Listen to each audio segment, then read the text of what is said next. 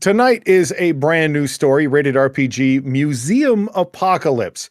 The Chicago Institute of Natural History is a great museum, but with attendance and donations falling in recent years, they hired a new PR director to generate some excitement and capture the public's attention. Tonight is the first overnight in the museum promotion, in which 6 guests get to enjoy a gourmet dinner, private behind-the-scenes tour, and spend the night amidst the exhibits. Whoa. In this alternate reality, our friends Aaron and Emre are not guests at the museum's promotion. They have a unique idea to capitalize on their very own hard times. They've taken on some entry-level jobs at the museum, jobs that they will be live streaming for entertainment and education on their channel. Now, let's meet your characters. Aaron, we'll start with you. Hello, I am security guard Aaron. I am similar to regular Aaron, except this is quite possibly sometime down the road, maybe a little bit, a future Aaron, or maybe just an alternate universe Aaron, but probably real Aaron, who has fallen on hard times. Courtney has left him and gone to the goat farm that the ladies always retreat to when there's an apocalypse. But left for good. And Emery's in the same boat. Kat has abandoned him, and they've just all gone to go to the goat farm, which is like obviously a safe and enjoyable place to be, as we've learned throughout all of these rated RPGs. So, and like Emery and I, our regular YouTube careers crashed and burned, and I've lost everything, and I'm living under Emery's stairs. Yeah. In his condo, where he has he actually, do you want to explain like why I chose the under the stairs? Yeah, so I'm assuming that you were priced out of living in Madison. You know, maybe the Green Bay Packers moved to Madison, and like the housing prices skyrocketed. So you moved into my house out in the middle of nowhere, and I have a perfectly usable extra guest bedroom for Aaron, but he has chosen to live under my stairs because he knows how much I hate Harry Potter. Asshole. Yep. I don't want the guest bedroom. I just want to, I want to pretend I'm a magical person and live under the stairs. And I've bulked up a little bit. I've been exercising. I've actually been bench pressing Emery to gain upper body strength. Yeah. And also we do that leg. We also do that leg and hand thing where I put my feet on his stomach, and lift him up like this, and then he puts his hands on mine, and we do the Superman, and like that's really good. It builds really good core strength for you. Not much for me. Yeah. And Emery and I have hatched a plan for how to get our YouTube careers back. And Emery, you want to talk about yourself briefly before we get into that? That's right, guys. I'm in very much the same boat as Aaron. Like, our career is down the drain. Kat has left me for potentially a really dark secret reason that may be revealed at some point during this adventure. We'll see. But so me and Aaron, we're struggling. We can't pay the rent, and we have devised a plan. We are going to get new jobs at this museum and secretly live stream our jobs to YouTube and Twitch in an attempt to basically work 2 jobs at the same time. Okay? It's a gamble that may get us fired from the museum, but we'll see. But hopefully it'll bring us millions of dollars in Twitch and YouTube revenue. Perhaps hundreds, but that's you're already going to be paid for doing the jobs that you've been hired for. So that's true. It's a little double dip, but hey, I think it's pretty clever. In this economy, you got to do what you got to do. Exactly. Emery and I are going to be working together, and it's going to be great to be sort of documenting our experiences on the job at the museum. We've both got some camera situations, but we can get into that later. Yeah. You guys have your character sheets all filled out here. I think we should probably hit some of the high notes on these character sheets so that we know what to expect. Okay, so I have, like I said, I've been bench pressing Emery. My strength is up to 16, and my dex is still high, but I am ready for this fucking security guard job. Like it's been rough, and I need to have a way to blow off some steam. And I'm like, oh, security guard. I get to like punish people, right? This is gonna be awesome. And also, I'm not as intelligent anymore. All the shit that I've gone through has just destroyed my intelligence and my brain. But I have learned a lot, and I'm much wiser now than I used to be, and also a little bit more constitutive.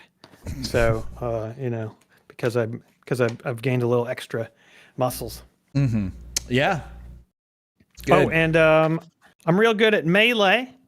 I've got some firearm skill as per usual, but of course, if I'm going to be a security guard, I've been practicing. I'm a little bit more intimidating than I used to be, and I've got a pretty decent perception. And I've got a stun baton, an electrified stun baton. Do you remember what the name of that stun baton is, the brand or anything like that?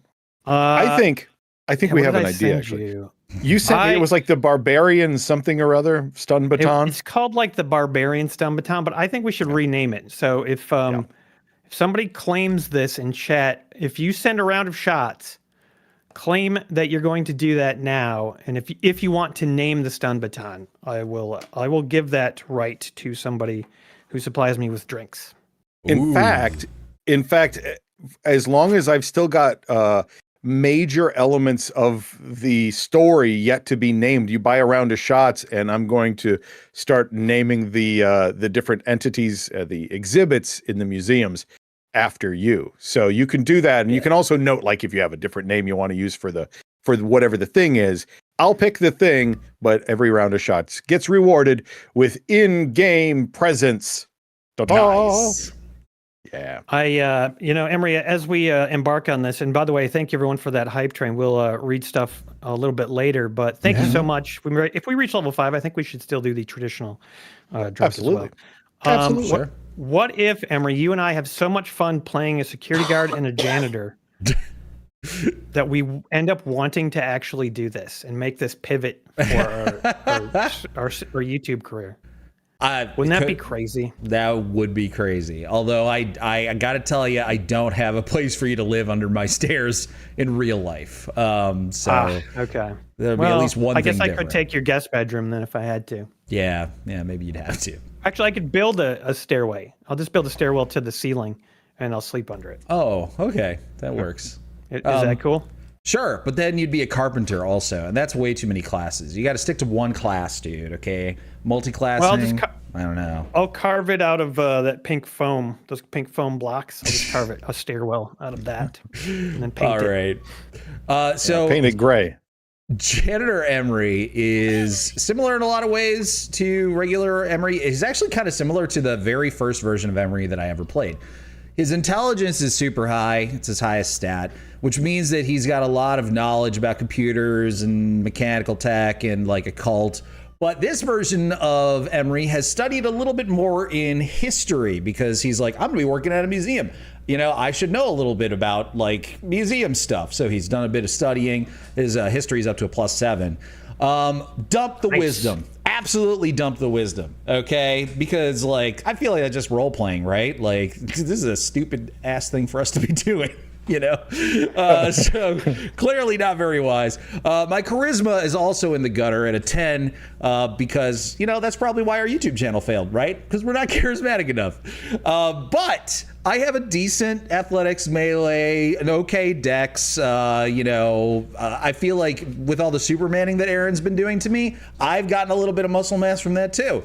Not as much as Aaron, of course, but a little bit. So I'm respectable, but nowhere near as good as he is in those things. So a little bit of the brains of the operation here. Yeah. That's the real reason I want this to happen to us in real life.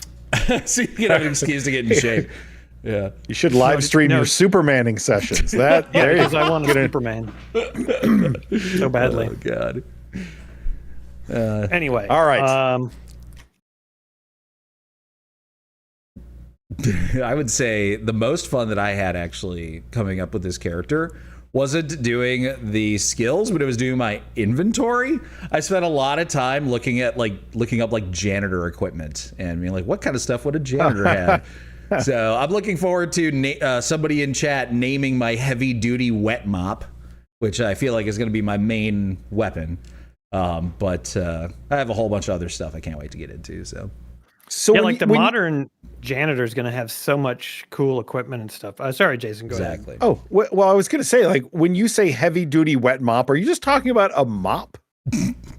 Or is there something special that I don't know exists? I mean, it is just a mop, but it is like there are different tiers. There's like different. This is like an industrial grade. You know, it's metal. You know, it's a little bit heavier than your normal mop. It's made of sturdier materials, that kind of stuff. So, Okay. Got it. That's all right. Cool. So it's a mop. It's not like an electric mop or anything like that. It's not like a gun blade from Final Fantasy VIII where it's like part mop, part like cleaver, you know, nothing like that. But it's his mop. It's his special mop. Okay. Got it. Right. So he's like kind of a little Stanley Spadowski going on from UHF. Perhaps. A little tiny bit. Okay. Yeah. Just a little. Okay. All right. Well, Thanks you for that, guys. everybody. Oh Still my going? God! Thank you. Yeah. Yeah. Keep that hype train going. This is our very first hype train on the Rated RPG channel, so I'm very excited about it. This is the first one ever. That's I'm crazy. titillated by this hype train. We got to get at least level 5, guys. We're the very first of all time hype train on Rated RPG. Jesus. All right. So you guys go to the Chicago Institute of Natural History. You take the L train. You have to do that because you have the passes. And by the time you get there, you've been delayed a little bit. So you're a little bit late for your first day on the job. You walk in the front door. You already have your badges. They were sent to you. So you come in. Jason, I'm sorry to interrupt. What? As we're walking in, Yeah. can we be discussing like the job interview? Oh, yeah. As you approach the front door, discuss amongst yourselves. Oh man, Emre, I really didn't think they were going to give me this job, you know? Like, maybe they didn't have that many applicants or something, you know? But like, I'm so ready and psyched to do this. Like, but they hired both of us. Can you believe it? I can't believe they hired both of us. I mean, did you drop my name? I didn't drop your name. So like, I don't think they know that we're like friends or anything. So I didn't say anything about YouTube because I was like, well, maybe they won't like it if they know we're literally recording everything we do while we're working. Yeah. I just didn't mention that because I figured, I lied. Like my whole application was just total lies, dude. And I hacked. I programmed. I made an AI that they could call that for any references. They were all fake, and they all were just calling it AI that was doing my references. So I could have hooked you up with that if you had asked, but you know, I'm really good with computers, right? Understand. Yeah, I said like, you know, I told them that I was really good with, you know, I'm not afraid to use violence to achieve my goals. Did you? Yeah, and they seem to respond well to that. Yeah. Okay, they responded well. Well, not exactly threatened. I just sort of like flashed my little, you know, baton a little bit. So you flashed your baton in the job interview and said, "I'm not afraid to use violence to get what I want." And yeah. Okay. Well, hey, it worked. And that seemed to motivate them to hire me like almost immediately. Yeah. So. Good work, man. Thanks. You know, I'm just at the point in my life where I gotta, you know, if I want something, I'm gonna go for it. You know what I'm saying? Good for you, buddy. While you guys are having this conversation, you hear sirens going off somewhere in the distance. They sound like train whistles going off, as if a hype train has hit level 7 somewhere. Whoa, level 7! Oh, we hear the Chicago Amtrak is blowing its whistles. Holy shit, Emre! Cheers, man! I whip out my little flask of Buffalo Trace and pour myself one before we go in to start our day of the job. And I say thank you to everybody for an incredibly huge hype train here. Our very first hype train. Oh my God, it's working on a level 7. This is incredible. And I believe we have additional shots to do, which we'll do at break once we go through. Right. There's a massive amount of stuff. Good luck going through all that. Kat, thank you for doing that. Cheers. Oh my God! And we will be taking our break, our first break at about 8:40, somewhere in there. So another 20 minutes before we get to our first break. Cheers and thank you all so very, very much. Cheers! Whoa, my gosh, the train just keeps going. Woo. Just past level 7. Wow, incredible. Holy shit, Cheers. you guys. While you guys are out in front of the museum, taking a little tug off of your flask of Buffalo Trace, the doors to the museum open up. And the first thing you sense, you smell something. It smells like hot dogs or some kind of sausage. And then you see the guy who has opened the doors. He's kind of a portly guy. He's about 50. He's got a stocking cap on his head, and he's wearing a dark blue security guard outfit. And he's like, "So you guys coming in or what? Yeah. You're late. You're late for work. You're late." Oh, there was a stabbing on the blue line, and we got delayed. So sorry. That's okay. Yeah. That's okay. Cassie's just talking to the people for the overnight at the museum thing. She's in the atrium here. I'll catch up with you. He points at you, Aaron. He's you're my security guy. Okay, I'll catch up with you in a little bit, buddy. Okay, that sounds good, man. I am ready. Oh, yeah. My name. What's my your name's name? Lou, by the way. Lou. My name's Lou. Okay. Yeah. Yeah. Nice to meet you, Lou. I'm Emre. This is Aaron. How do you spell that? L-O-O? What are you, some kind of jack off? L-O-U. L-O-U, like Lou. Sorry, I've never met anyone named Lou. That's a great name. I love You've that. never met nobody named Lou. No. He's from Wisconsin, Smart dude. guy. He's from fucking Wisconsin. Yeah. So. Yeah, Ain't got we no don't name Lou's there. we don't name people Lou up there. Nope. All right. Well, go in there because Cassie, she's, like I said, she's doing a little spiel, and then I'll catch up with you later. Okay. I go in. All right. I like Lou. Yeah, Lou shuffles down one of the corridors at the front end of the museum toward a sign that reads security. Okay. And that's when you see this enormous atrium. The museum itself is 2 stories, and so you've got the atrium that's the very high vaulted ceilings with the skylights inside. Of course, it's like 8 o'clock at night, so the skylights aren't giving any light. You can see a little moonlight coming through one. It's very echoey because everything is stone and tile and marble. You see 3 dinosaur skeletons on the back, deeper into the atrium. There's a T-Rex, there's a Triceratops, and then there's a 3rd dinosaur. And based on both of your, Emre, you give me an intelligence check. Which type here? Let's go with history. Janitor Emre. Hey, DC 12. Okay, I got a 14. Thanks to my +7. Yeah, well, that's a Spinosaurus. That's a Spinosaurus, Aaron. Look at that. That's like a really cool dinosaur. Okay, don't bullshit me. There's no such thing as a Spinosaurus. That's What's a real it really thing. called?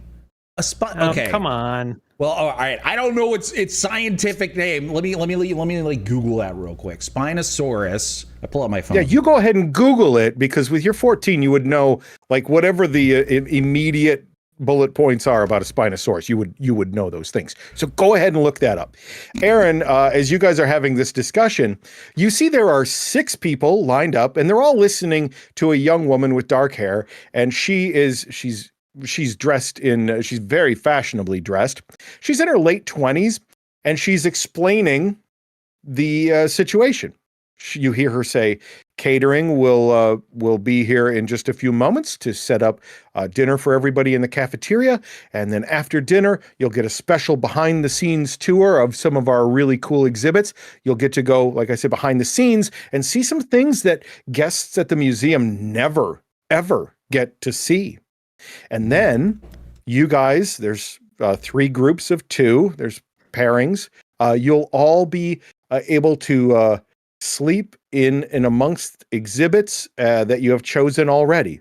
And we've set up very comfortable beds for you and luxury bedding. We'll make sure that you're all set so you can spend overnight in the museum. Thanks to your generous donations, of course. All right, Emre, what do you know about a Spinosaurus? Dude, Spinosaurus. Okay, it's like its real name, the primary species is Spinosaurus aegypticus. I think is how it's pronounced, Egyptiacus. And anyways, dude, it was in Jurassic Park. What was it, like Jurassic Park 2 or 3? No, it was in 3, I think. I don't remember. But it's like huge and it's awesome. It is a real thing, okay? So it's called an Egyptoctopus? Oh my God. Got it. Man, all I knew right. it was going to be something like that. Why do I even talk to you Cool. about this What? stuff? I don't know. Are these the people that are going to be here? I should probably go introduce myself to them. Are we All right. supposed to be like? What do we know about this group of people that's getting briefed right now? Cassie turns and she sees you guys arguing about Spinosaurus, and she says, "Oh, everyone, these are our 2 new hires. This is," and she looks at her clipboard and she says, "This is Emre. He's a part of our custodial staff, Hi. and Aaron is our new security guard." And they all That's right. politely wave at you. Yes, I'll be seeing you later. Don't step out of line. And you probably won't be seeing me because I'm going to be trying not to be visible by people because I'll be cleaning and stuff. Yeah. I All wink right. at the guy in crutches when I say don't step out of line.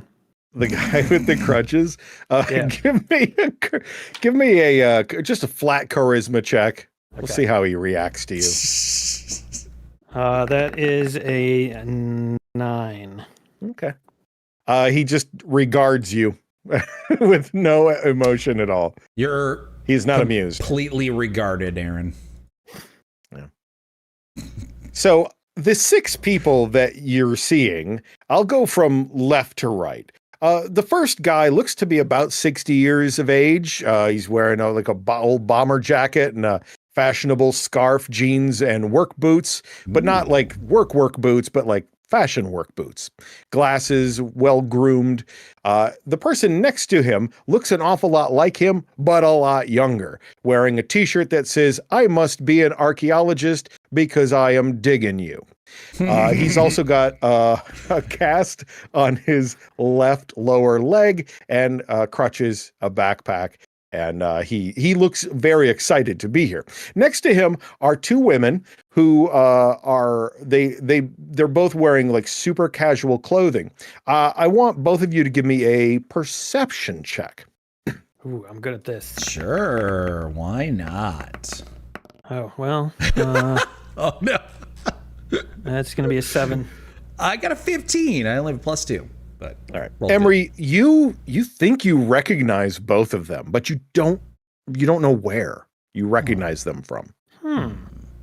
And you're specifically talking about these 2 guys, the one with the busted leg and the guy with the jacket and the boots? No. I'm talking about to the right of them. There's a woman with long red hair, and there's now initially like you would think like, well, she has feminine facial features, but you're suspecting like she's non-binary or they're non-binary. So there's tattoo sleeves on both hands, but they're both wearing like super comfy looking clothes, but there's something about them that is very familiar, but you can't quite put your finger on it.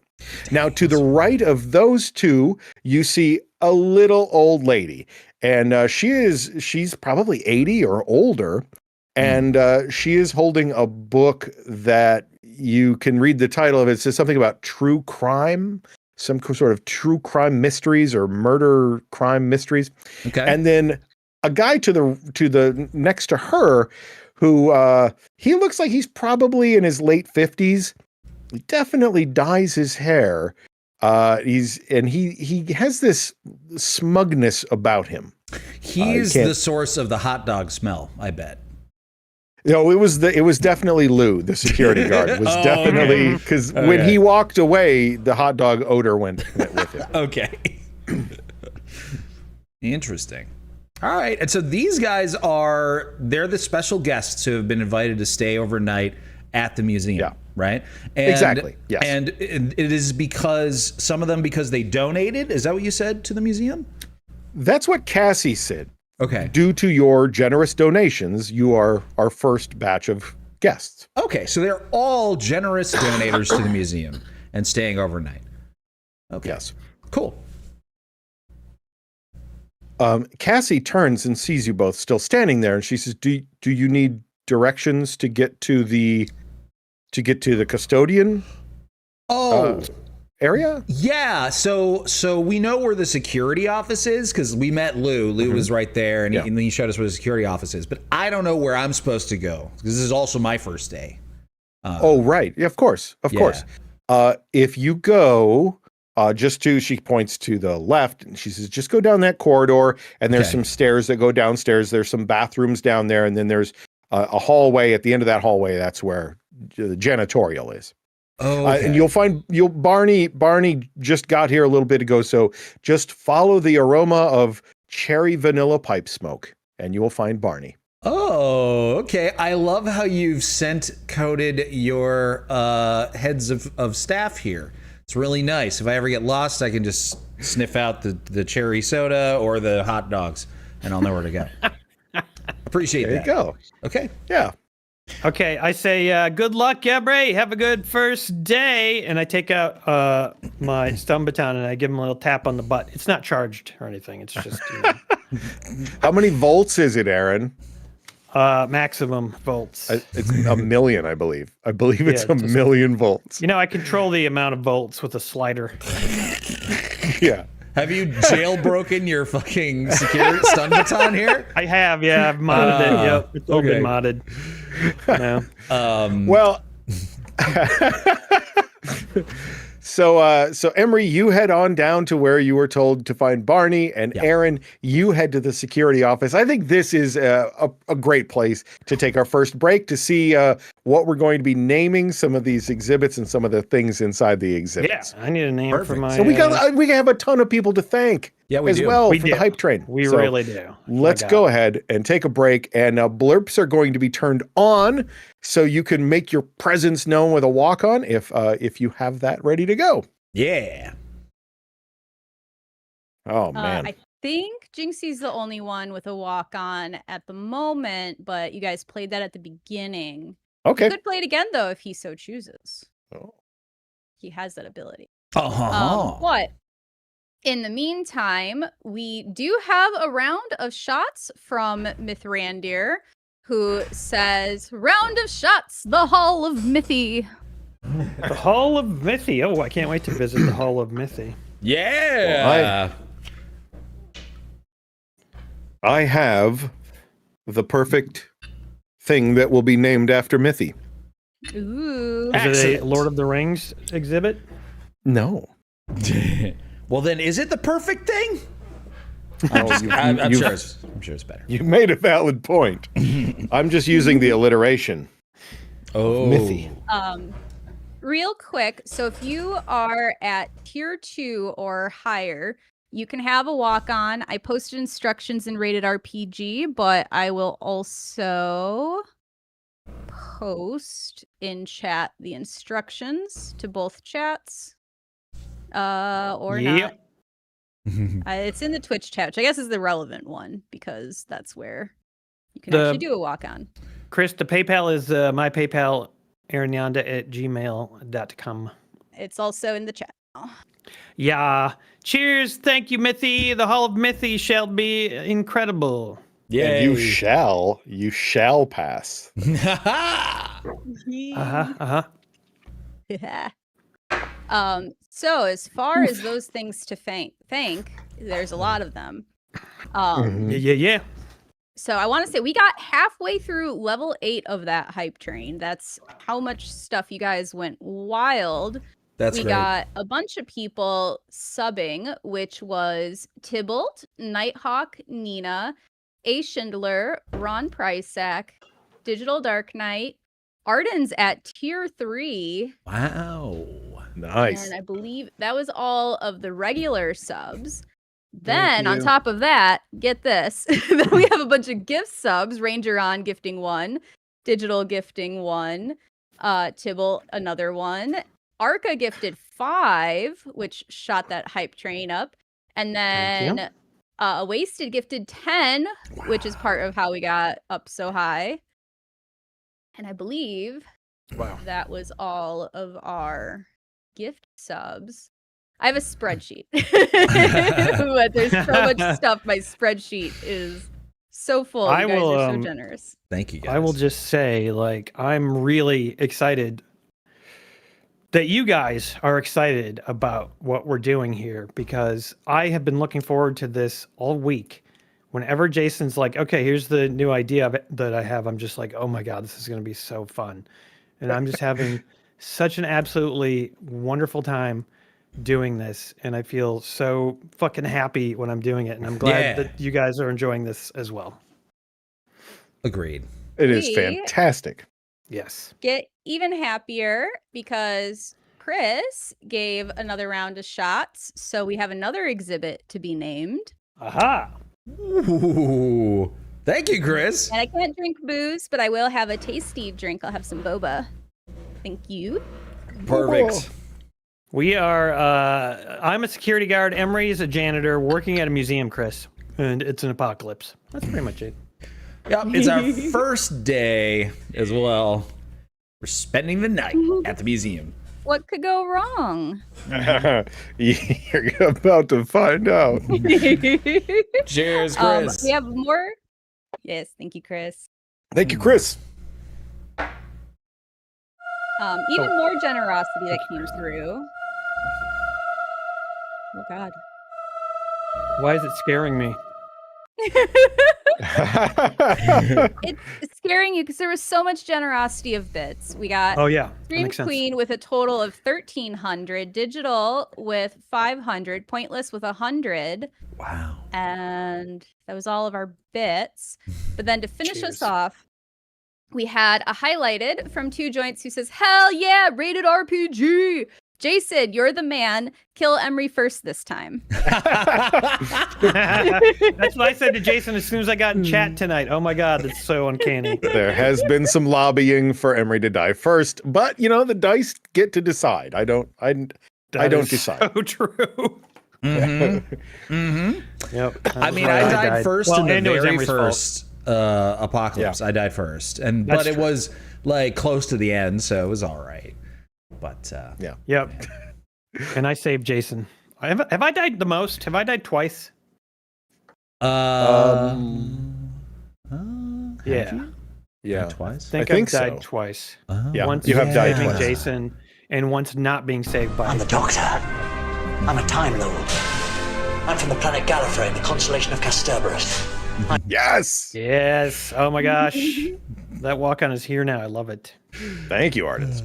Thanks, Arden. All right. Anything else that we have to cover? Because this is about we're about to dive deep. Okay. Ooh, yeah, get deep in there. I'm sending in chat. I'm going to have a list of names as people send shots, whether we have drink the shots or not. I'll have the list there, so it's easy for you to see the names for exhibits. All right. Okay. I will cover the exhibits that we have names for first, so that we buy a little time. If you decide to do a round of shots, you'll have your name immortalized in Rated RPG.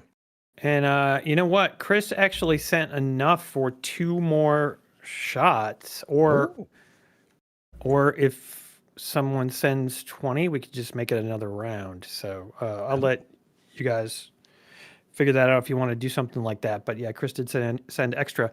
And if anyone wants to name my stun baton, an appropriate name, that is if someone sends a round of shots, you can have naming rights. Just let us know in chat before you do it. Okay, on with the excitement. All right. So which one of you two should we follow first? Follow Aaron. He's right by the security office. He'd probably get there before I did. Yeah. Okay. All right. So Aaron, you head to the security office. You literally just follow the scent of Chicago hot dog, and you land at the door of Lou. And you walk into the security office, and Lou is sitting in a well-worn, duct-taped office chair that's probably older than most of us. And he turns and he goes, "What the hell took you so long?" Well, we were getting introduced to those campers or whatever, you know, the people that are staying overnight. Yeah, okay. You look on the desk in front of Lou, and it looks like he has a sandwich, a cup of coffee, and a bottle of some prescription syrup of some kind. Like magnesium or something. Something, you're not sure what it is. It's a bottle of medicine, and he does look unwell, but maybe that's his baseline. There's a bank of 12 security monitors that he's just kind of not watching, but you can see different parts of the museum on all these 12 monitors. Some of them kind of flicker in and out and they're static, giving you some Five Nights at Freddy's vibes. But Lou says, all right, I'm going to give you the ropes, kid. Look, as long as you don't do nothing stupid, this is the easiest job you're ever going to have.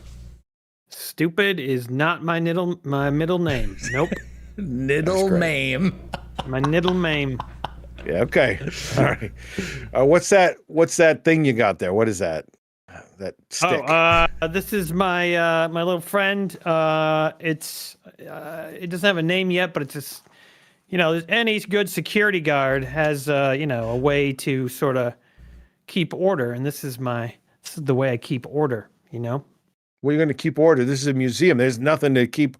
I don't have one. I'm a good security guard. I've been a security guard for 10 years. I don't have one of those. So what are you saying about me? Well, I'm not saying anything about you. Everybody's got their own style. I bet you've got something I don't. Like, I don't have a prescription bottle like that, or what kind of sandwich is that? I don't have that. It's ham. Yeah, I don't have a ham sandwich. All right. Valid point. Everyone's got their own style, right? Yeah, that's right. Yeah, I got my medicine and my sandwich, and you got a shock baton. All right. So this is the job. I just sit here in this chair and I watch these monitors, and night after night for the last 10 years, nothing happens, and it's great. And then I go home in the morning. That's it. That's the job. That's it? That's the whole job? I just got to watch these monitors and make sure everything stays good? No. I watch the monitors. That's what I told you. That's my job. Your job is to watch me watching the monitors. And if I tell you to go walk down to something, to look at something, then you go and do that. That's the walk-in part of the job. You get to walk. I get to sit. Anybody who's acting out of line, I head over and I take care of business. Got it. Yeah, nobody's going to be acting out of line. Like I told you, this is the most boring job in the world. So yeah, we'll see about that. All right. Meanwhile, Emre, you've made it. I gotta say, I got some major Mike Airman Trout vibes when he was just like, "What do you have that weapon for?" And I could swear you were gonna say that he had a pimento sandwich. If I would have thought of it, he would have. Anyways. Sorry. It's a Better Call Saul Breaking Bad reference there, guys. Don't fuck this up. That's what he says. All right. Emre, you have made your way down the stairs. But on your way to the down the stairs, you smell the odor of pipe tobacco, and it's not coming from down the stairs. Do you follow the aroma of pipe tobacco, or do you go downstairs? Oh my God, my first major decision in the campaign. This will say a lot about my character, right, guys? This is a lot about Janitor Emre. Janitor Emre is smart, so he's going to follow the scent of the pipe tobacco. Okay. All right. Mm-hmm. You follow your nose. The delightful aroma of cherry vanilla pipe tobacco leads you into the cafeteria, the little food court, where you see an impossibly old janitor in blue coveralls, and he is running an antiquated floor polisher in front of the closed Wombat Pizza. There's like a little kiosk, a little pizza place in the museum food court, and it's Wombat Pizza. It's famous in Chicago because it's square and all of the toppings are cubes. It's like Detroit style pizza, right? Gotta love that. It's exactly. Square, right? Yeah, okay, cool. I love it. This old guy, he sees you come in, and he sees that you're wearing coveralls. He knows you're the janitor guy. He turns off the floor polisher. Hey! You must be the trainee, huh? Yes, my name's Emre. Nice to meet you. What was your name again? My name's Barney. Barney, fantastic name. I used to love you as a kid, man. What? Barney, the purple dinosaur. You know. Okay, never mind. Hey. Dinosaurs. There's 3 of them in the atrium. Yeah. Dinosaurs are chickens. Are dinosaurs? I know. Did you know that? They're related. Yeah, they're totally like way more bird-like than reptiles. That's something that like a lot of people get wrong. There's even thoughts that dinosaurs may have had feathers. Although I did hear recently that maybe they're walking that back. They might not have actually had feathers. But sorry, I didn't mean to. I could get I could start talking about like history and shit for way too much. I'm just this is my first day. I'm a little nervous. Okay, sorry, Barney. Don't be nervous. It's fine to like history, and it's fun to like fossils. Yeah. I've been the custodian here at the museum for a very long time, and there's nobody that knows more about this place than old Barney. He pulls out his pipe, and he packs it full of... He pulls out like a tin of tobacco, and he packs it full of the cherry vanilla pipe tobacco, and he sparks it up, and this... the bluish smoke drifts around. It smells so delightful. And he says, well, we got to get out of here because they're going to bring in catering for the guests tonight. And we should go, maybe we should follow the tour when they get done with dinner so that you can, because I can show you around here, but if you get to see all of the stuff, well, maybe that's a good idea. Yeah, that's a great idea. Give me a little tour of the place so that we can like clean up after them, maybe, right? Yeah, sure. Okay. That's fantastic. All right. What are they having catered, by the way? I'm just really curious, like what kind of the food's going to be. Chicken, fish, I think. Fish, probably fish and chicken and fish, probably. That's usually how catering is, isn't it? They have a chicken and a fish dish. I was thinking maybe Lou Malnati's. I don't know. We're in Chicago. Lou Malnati's. Yeah. That's good stuff. Yeah. I can't eat it like I used to, though, because my stomach doesn't like the spicy tomato sauce. Oh, yeah, the pepperoni. Yeah. Yeah. All right, well, let's go down to my office, and I'll get y'all set up with everything you're going to need to take over for me when I'm done. Okay. That sounds good, Barney. Let's go. My mind goes back to a conversation I had with Kat back before she left me. And this did just happen in real life. So Kat doesn't have a sense of smell, right? She never has had a sense of smell. And for some reason she brought up tobacco and it smelling awful or something. And I told her that actually tobacco, as far as I know, smells good. And like my grandpa, he used to smoke a pipe and it smelled amazing. And it's only like cigarettes that smell terrible, right? Because of all the extra shit they have in them. So it's just really funny to me that I had this conversation with her like literally 2 days ago. And now we got an NPC with a nice smelling pipe.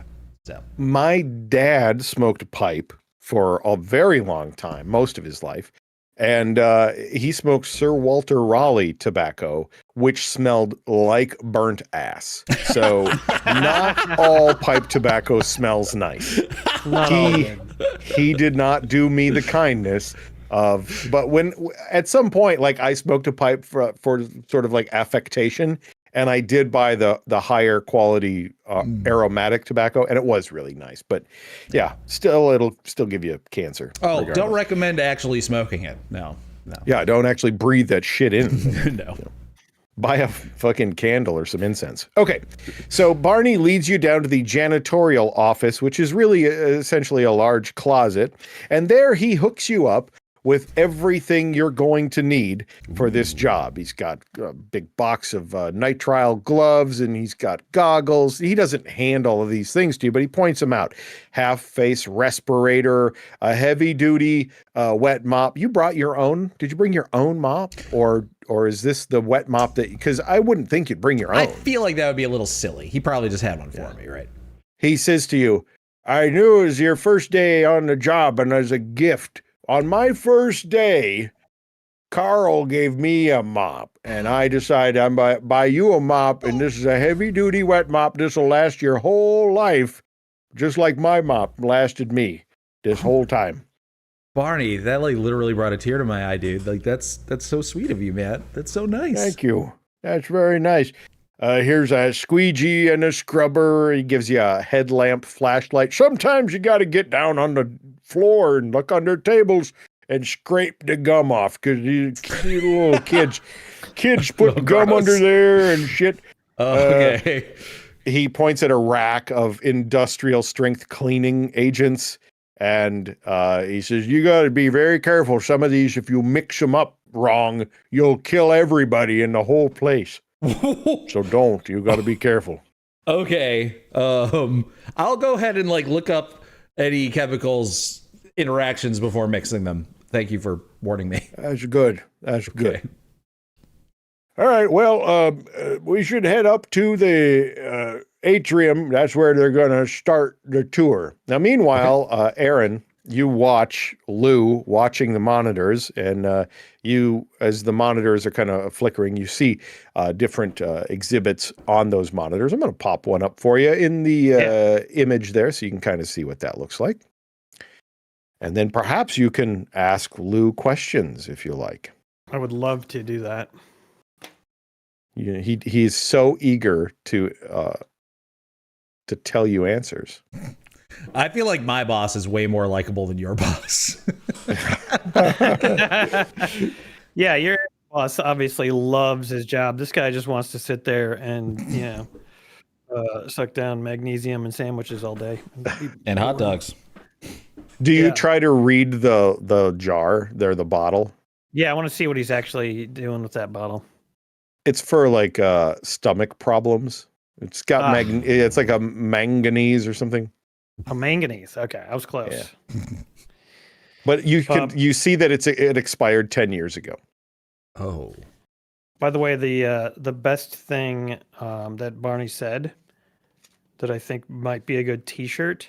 It's fun to like fossils. Yeah.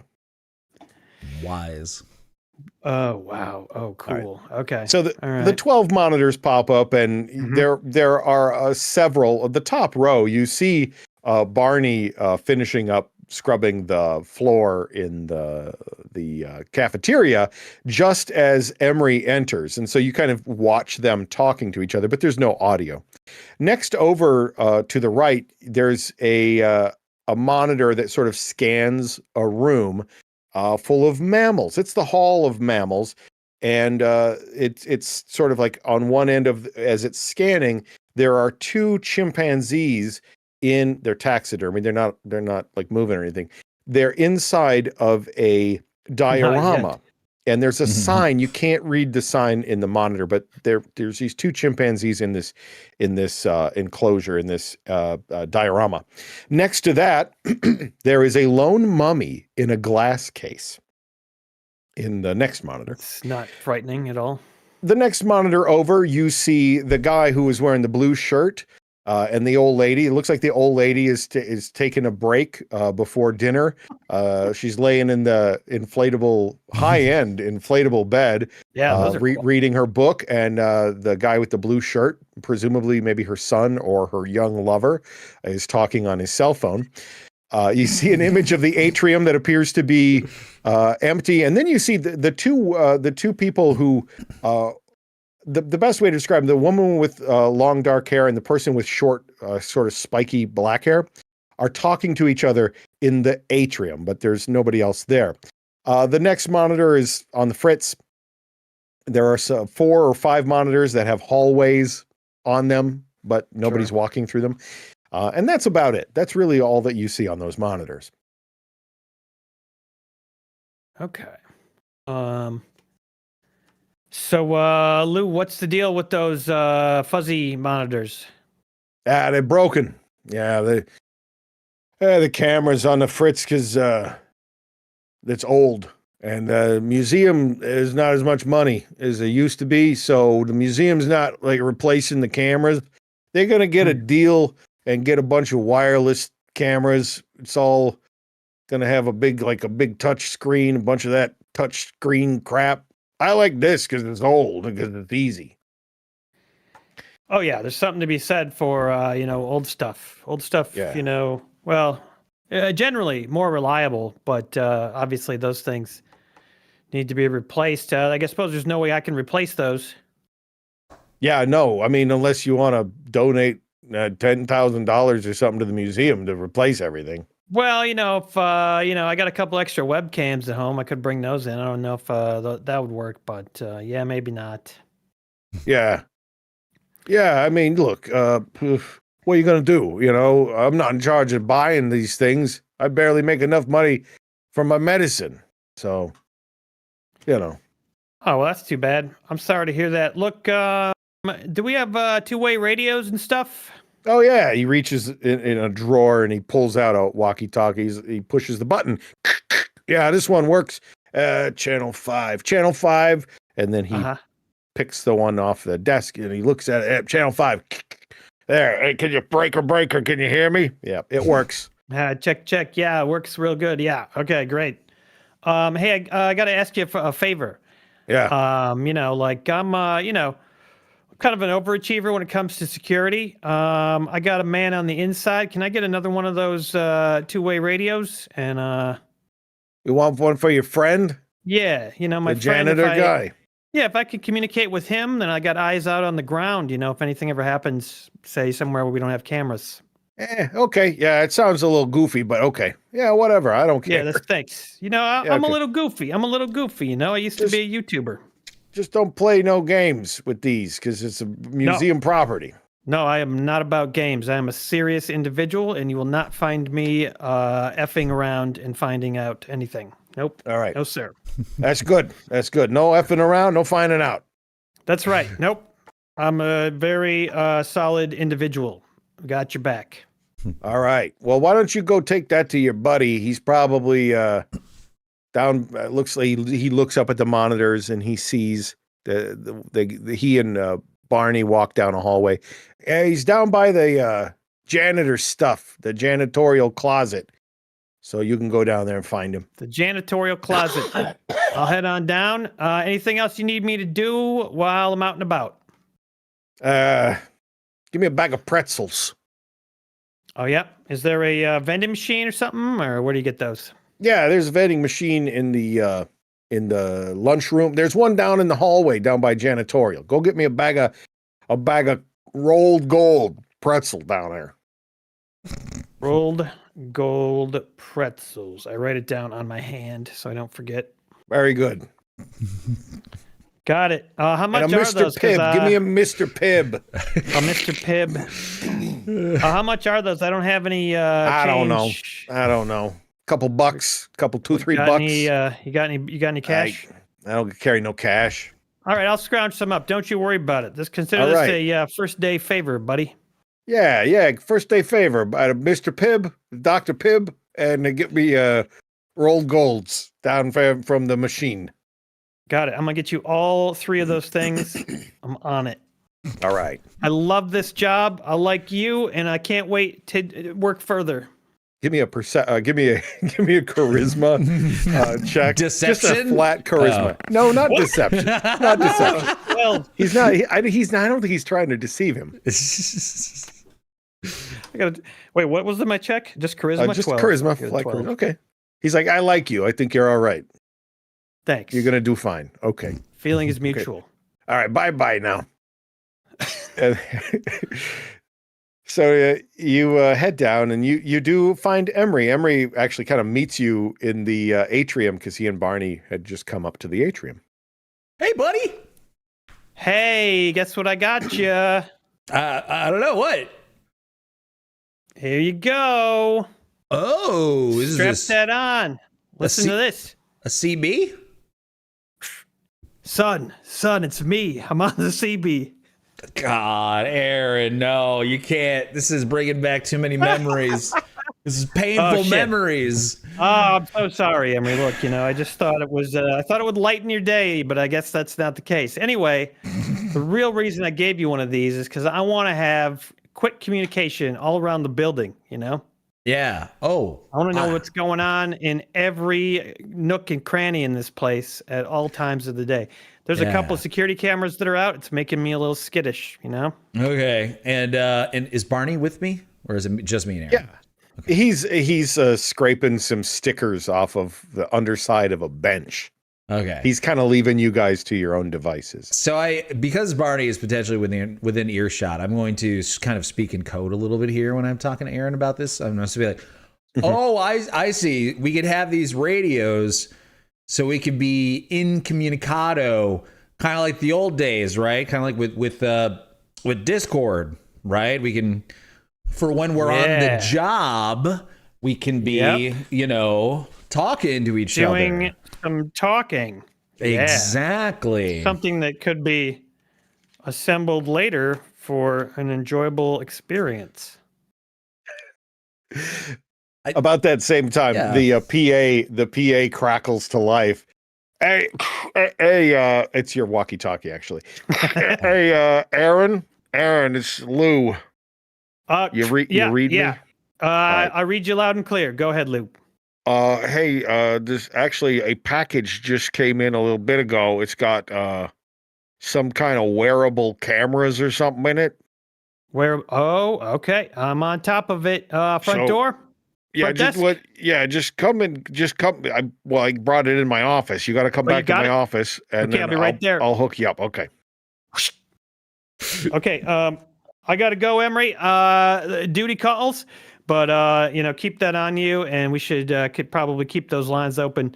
Mm-hmm. Why don't you? Can I have 2 lines open on these things at once? Sure. Can I mod my CB so I can have 2 lines open?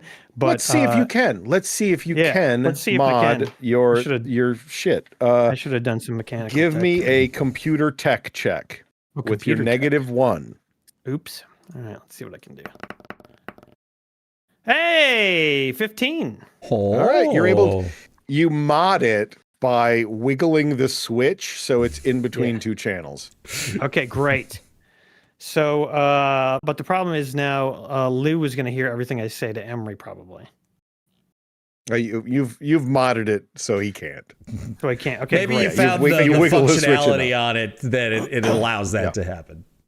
Great. Yeah, like there's 2 different buttons for speaking. Yeah. Okay, got it. Great. This is all, for the purposes of narrative, folks. All right, great. Thank you. Emre, can you hear me? I'm walking up the stairs right now. I just want to make sure you can still hear me. Yeah, I can hear you loud and clear, and over. All right, yeah, let's keep a running commentary. I'm going to leave this line open. Okay. Sometimes I will be talking to Lou, my boss, so you'll probably hear things that don't make sense. Oh, okay. Well, I am used to that coming out of your mouth. Okay, so no all right, I worries got those two cameras showed up. I'm going to go up there and grab those, and we're going to strap those on and record everything that happens to us. All right, cool beans. Museum even paid for it. It was a hiring bonus. Wow, you're so good. That business brain of yours, man, it's amazing. All right, I'm gonna help Barney with whatever he's doing. I should probably be like working. All right. Okay, back to it. Yeah. Barney hands you a scraper and says, "Remove all the K-pop stickers from underneath these benches. The kids coming around here putting Demon Hunter stickers on everything. Little bastards." Man, Demon Hunter. You get to work on that. Meanwhile, Lou meets you at the door and says, management suggested that I wear a camera. I got to wear a body cam at all times, just in case, something happens and I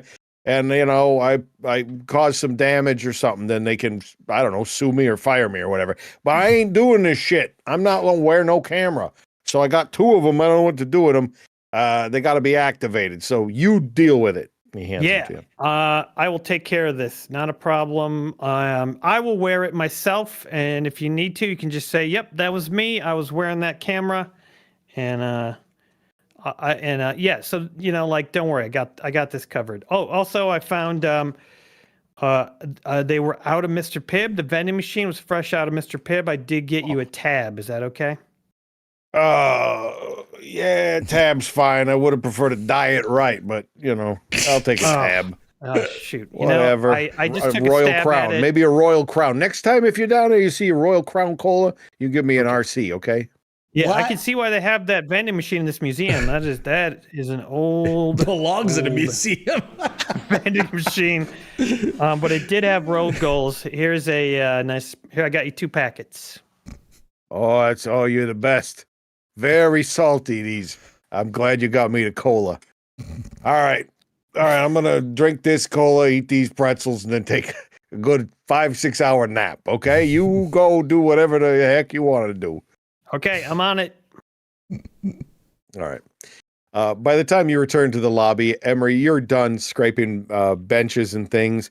And Barney says, well, why don't you two fellas just hang out here? I hear the guests, the tour group is getting ready to come back here. So you can join them probably and get a good tour of the museum. That'll help both of you. Oh, great. Fantastic idea, Barney. Okay, great. Yes, I should know more about this location that I am in charge of the security of. Yeah. Should we like talk to the guests, or is that like a no?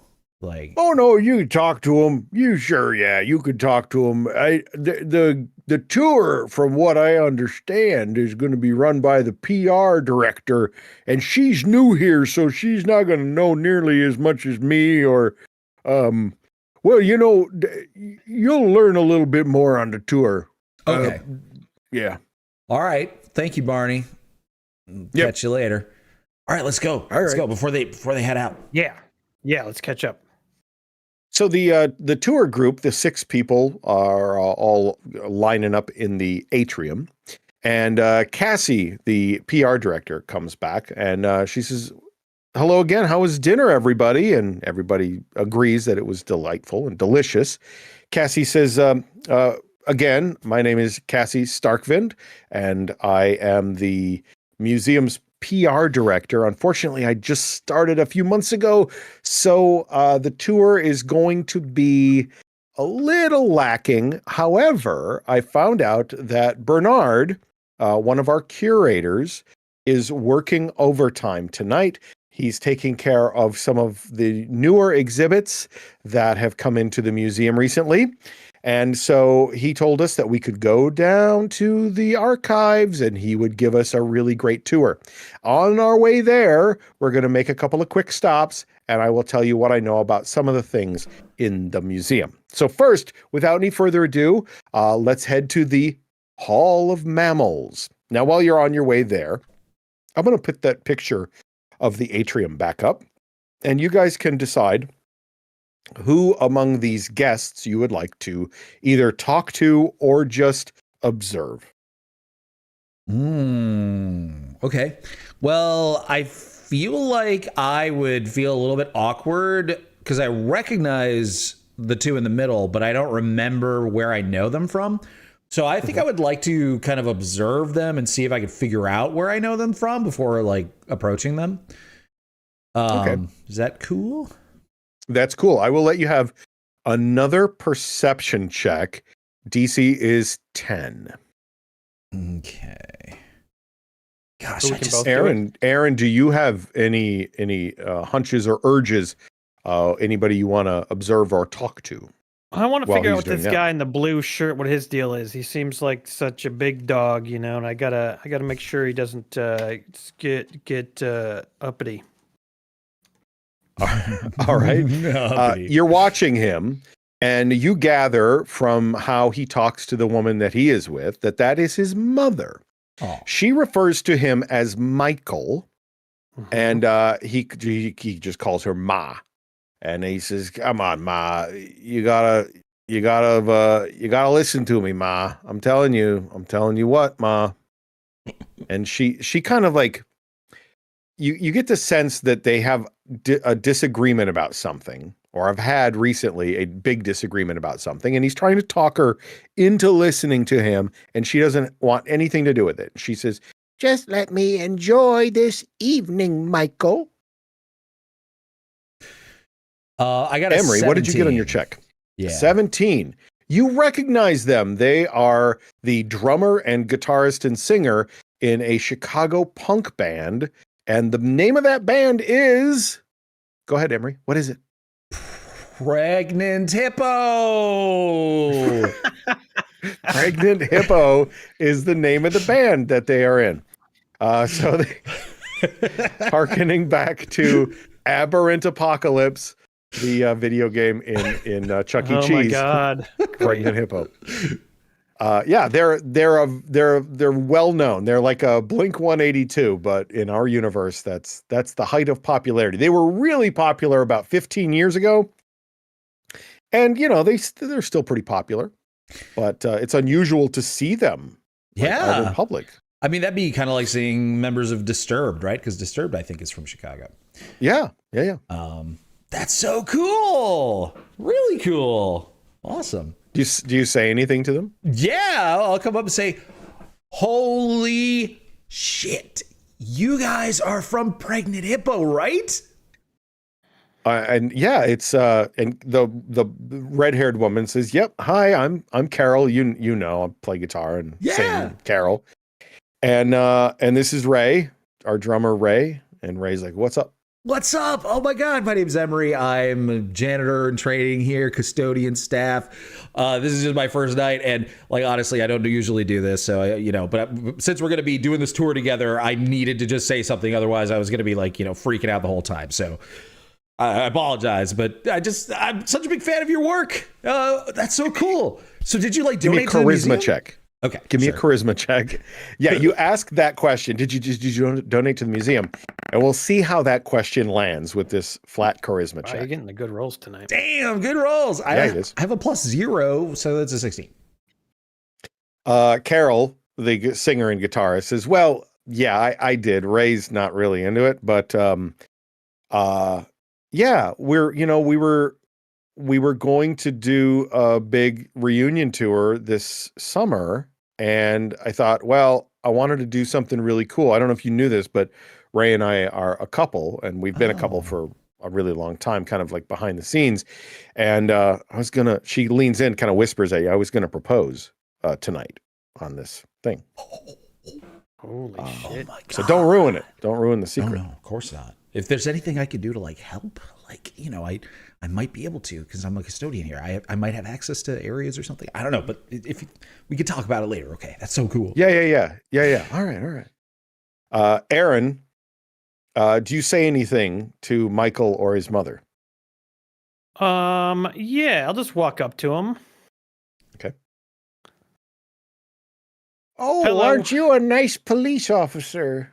That's right. I'm gonna make sure you're safe tonight, ma'am. My name is Aaron, and I'm here for your protection. The guy in the blue shirt turns to you and goes like, hey, don't pressure my mom to give no more money to this place, okay? Pressure? What? Give money? Yeah, don't pressure her to give no more money to this place. I would okay? never do that. I didn't even know she had given any money to this place. I've just started here, sir. Oh yeah, she's given a lot of money to this museum. And, she's an old lady. She's an old kooky lady. Her faculties ain't all there sometimes. And we don't need nobody trying to steal her fortune, okay? Well, props to her. She seems like a good lady. Ma'am, would you like some rolled golds? I have an extra bag. Oh, I love a good pretzel. They're very tasty. Make sure you have some water with those. Oh, I do. And she opens up her purse and she has a very small bottle of water in there. I'll drink some water when we get to our first rest stop on this tour. Yeah, I can't wait. I don't actually know about that much about this place. I'm really looking forward to it. So what brings you here? But I asked the guy in the blue shirt. I'm here to make sure that Mom's fine and safe and that none of these museum clowns try to get her to donate any more money, because I don't know if you recognize me. I'm Big Mike Blinken. Have you seen my commercials for Blinken's stationery store? Anyway, you don't probably watch no TV anyway. You look like the kind of guy who watches YouTube.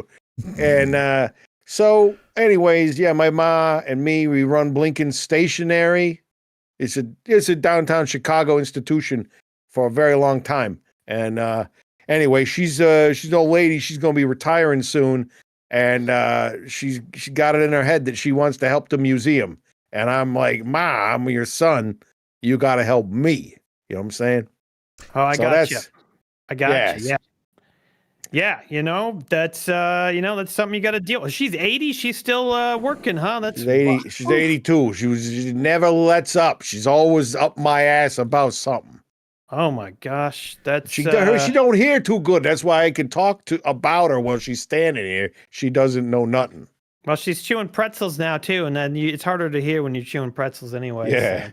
yeah. Chew them pretzels, Ma. What's her name? It's Edna. Edna.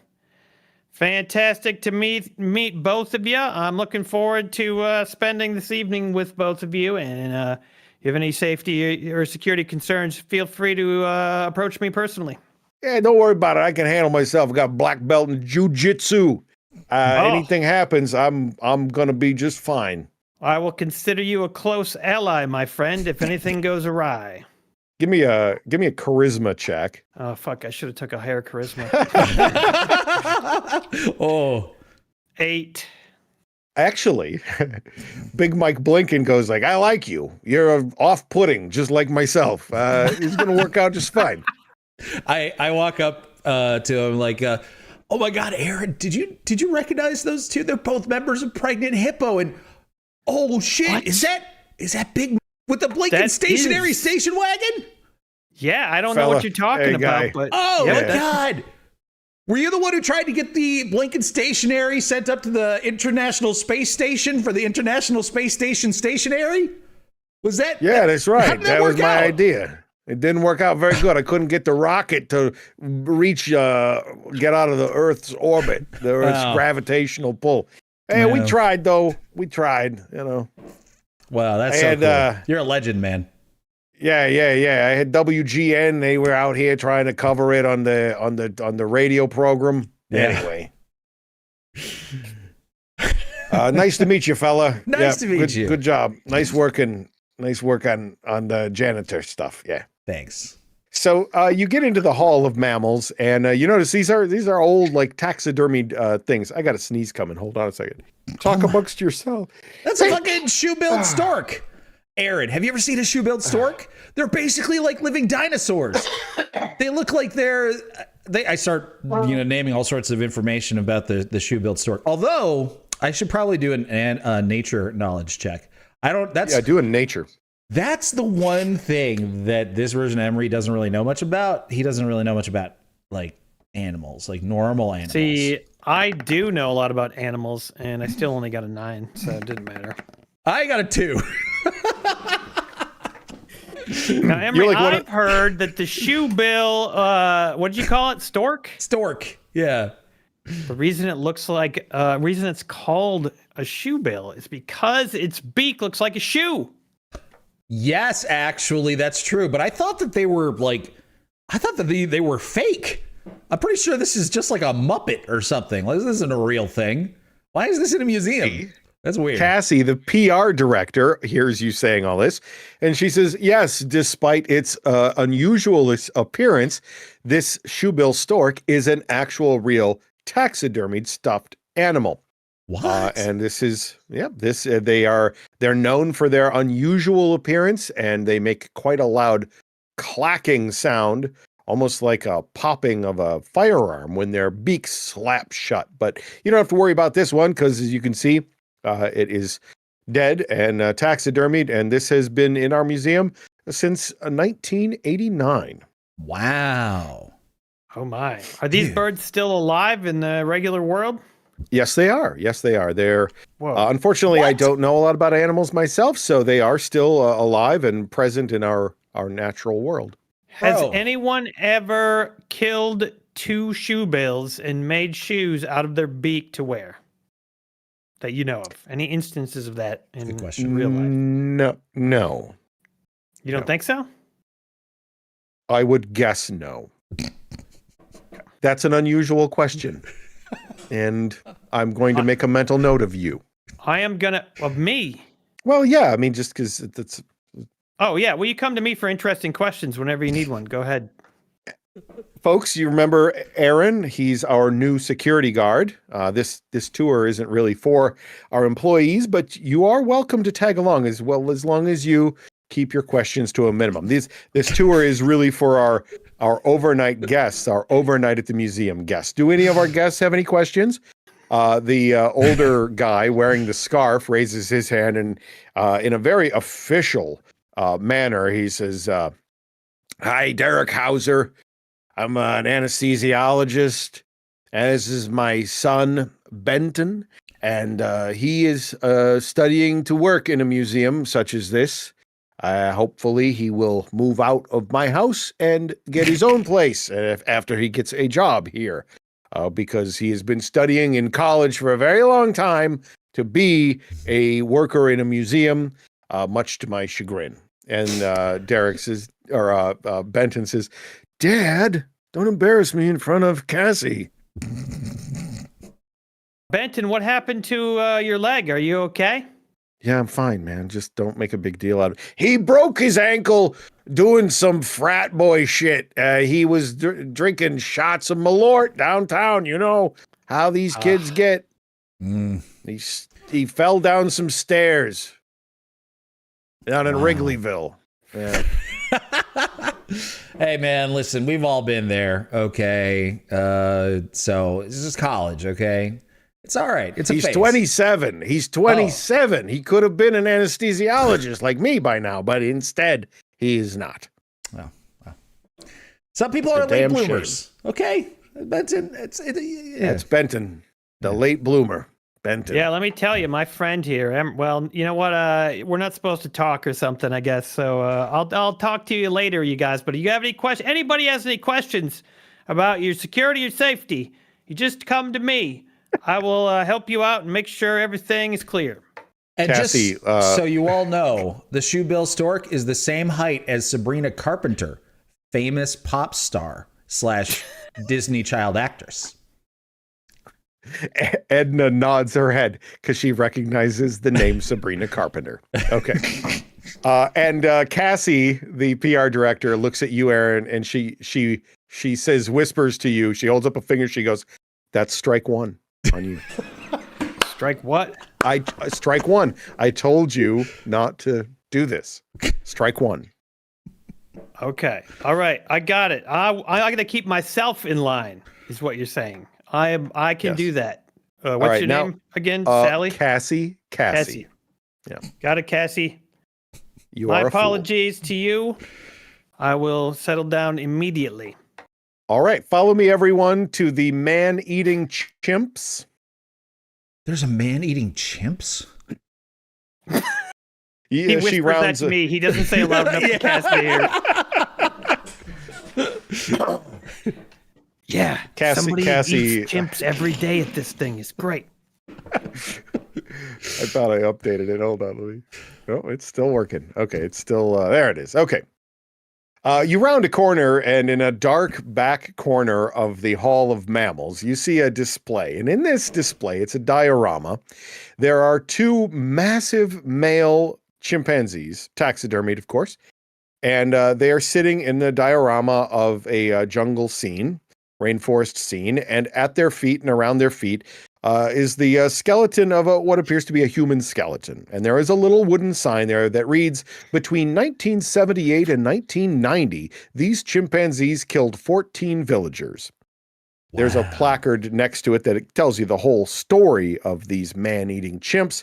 And Cassie kind of basically explains that, yeah, these chimps were near a village in the Congo, and they, for many, many years, they terrorized this village, and they would capture and kill and eat the villagers. And then finally, some soldiers killed them, and they were taxidermied and brought here to the museum.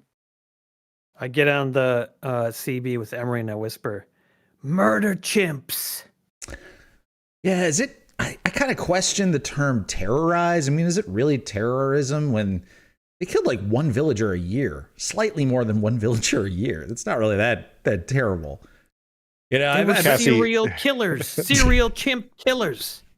Yeah, okay. I mean, it's impressive numbers for chimps, I guess, but yeah. Well, it's more Cassie. than most serial killers kill. Cassie says, all right, everyone, right this way. She did not hear you guys having your conversation. Good. By the way. Good. You were quiet. You said you were whispering, so I assume. Oh, yeah, we were whispering. All right. She says, Don't want to piss off Cassie. we're going to head into the Mummies of the World exhibit now. And then we'll head down and we'll see Bernard. And he will show us some really cool stuff. Before we get to the Mummies of the World, though, we're going to stop off in the Ancient Artifacts wing because there is an exhibit here that's very, very frightening to me. Have you ever heard of Vlad the Impaler? I have. Hey, I'm Turkish, by the way. Well, half Turkish. So I know all about good old Vlad. And also, can I make a history check? See how much I know? Yeah, history check. She says, we don't have Vlad the Impaler here, unfortunately. We have King Mithy. So I bragged about knowing a bunch and I only rolled a 10, but Aaron rolled a natural 1. Emre, wasn't he, didn't he kill vampires or something? Yes, I'm pretty sure. Wait, yeah, I think so. God. Right? Yeah, Vampire Hunter. Yeah, Vlad Vampire Hunter. Famous Turkish vampire hunter. Yeah. Oh, wow. But anyways, this isn't that guy. This is somebody else, you're saying? Yes, everyone. This is the armor that was worn by King Mithy. Mithrandir was a king. It wasn't in Turkey, but it was in a tiny sovereign nation that only existed for about 100 years. People have forgotten the name of the nation, but it was kind of like a little crumb that inside of Turkey. And King Mithy was worse than Vlad the Impaler. And this is his armor, the dragon armor. He called himself King Mithy, the Dragon of Death, and he impaled people and sliced people up. He was a very bad guy. Nobody knows where his bones are, but we have his armor and the weapon that he used to massacre so many innocent people in his day. That is super cool, man. Wow. What was his full name?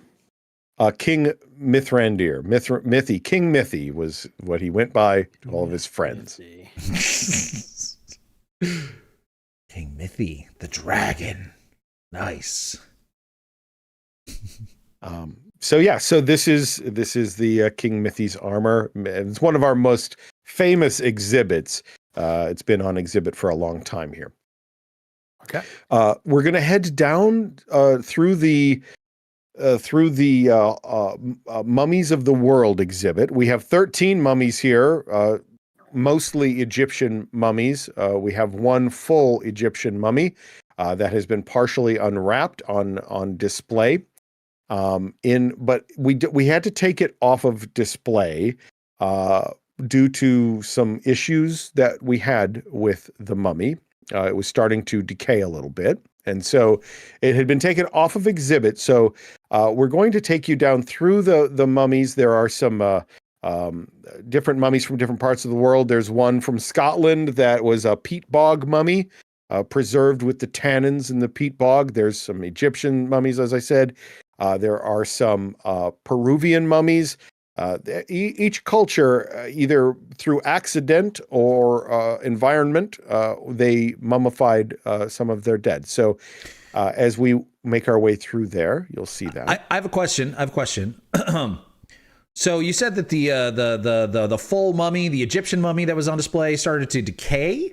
But isn't that the whole point of the mummification process? Is that they become desiccated and are therefore too dry to decay? Well, we think it was some White Sox fans that spilt some Red Bull on it, and that introduced some moisture. And so Bernard had to do some really unique preservation and restoration techniques to get the mummy.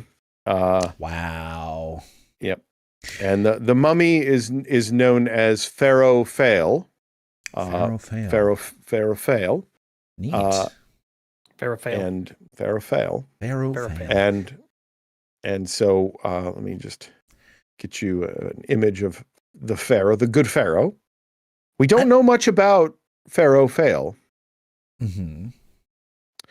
but we do know that he was found in an Egyptian tomb that had not been looted, which is Ooh, a rarity. Very rare, yeah. And as you can see, a very well-preserved mummy. Wow. Yeah, you can see his bulge even. It's crazy. He's kind of, he's kind of, wow. And that's even after mummification, so you can imagine. Yeah. Must have been huge. Looks like a, Mads Mikkel mummy. Mummy Mickelson? Yeah. Mummy Mickelson. Mads Mikkel mummy is also really good. I don't know which one I would prefer. Mikkel mummy is probably better because it's a play on mommy, and his son is normally his son, mom. About Mummies Mickelson. Nah, I'm gonna go with Mads Mikkel mummy. That's my favorite one. We whisper this conversation. Yeah. Well, the son, the guy with the cast on his ankle, he overhears you and he says, "This is really a disrespectful conversation that you're having because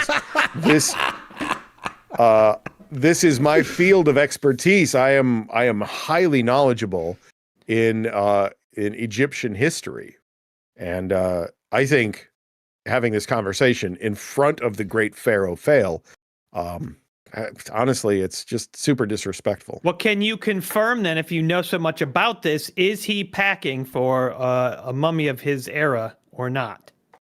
Well, let's see. I'm going to make my history check with a +7, and that is a 24. Yes, according to the ancient texts, which were carved on the Pharaoh's tomb, he was known for packing a pretty massive unit down there, pretty chonky down in the pants. I'm honestly blown away. I've never appreciated natural history as much as I do right now, my friend. You have enlightened me on this day. I know a real Anubis down there. I know that they would use canoptic jars to preserve organs and things like that. They needed two. They needed 2 jars. One for each testicle, and then a third one for the schlong itself. Incredible. And the museum here actually has his testicles and his penis in jars preserved. So incredible. Yeah. It was a package deal. I'm going to have to write that down. Yeah. Make a note of it. Go ahead and jot that down. Pharaoh Fail. Right through this door here, we'll join up with Bernard. Bernard Holt is our head curator, and he's very good at what he does. If you have any questions for him about any of the things on exhibit or anything he's working on, he will help you out with that. So you enter this room, and just before you meet Bernard, we should take another break. Good idea. My coffee was just getting cold, so it's perfect. Perfect. All right. I knew it. Yeah. The power of the Pharaoh granted me knowledge of your coffee's temperature. I do feel like we're making an enemy here of, what was her name? Kelsey or Betty? Cassie. Continuing to misremember her name, I feel like it's going to make it even worse. Cassie's going to pull the trigger. One strike is just sort of letting people know, that you're not to be trifled with. That's all. Yeah. Which, speaking of, if Aaron's Baton still does not have a name, so if somebody wants to buy a round of shots, you can claim naming Aaron's Baton. If nobody names your baton, you should name it Batonk. I like that. Batonkadonk. That honky tonk, batonkadonk. The guy who wrote that song, Honky Tonk Badonkadonk, I remember meeting him a couple of times when I was in country radio, and I forget his name now, but he was like a really notable songwriter in that era, and he was so ashamed of that song, but that song made him like $1 million. So he had this like, God, I hate that fucking song, but man, it made me a lot of money. Jamie something or other. Anyway, Jamie Johnson. Multiple people think you should name it Cassie. Eli and Ron both have mentioned it. If someone wants to make that happen, you can with a round of shots. Yep, you can do that. She will hate that if you do that. It'd be pretty funny. If you want to get Aaron in trouble. Oh my God, that would be strike 2 for sure. Mm-hmm.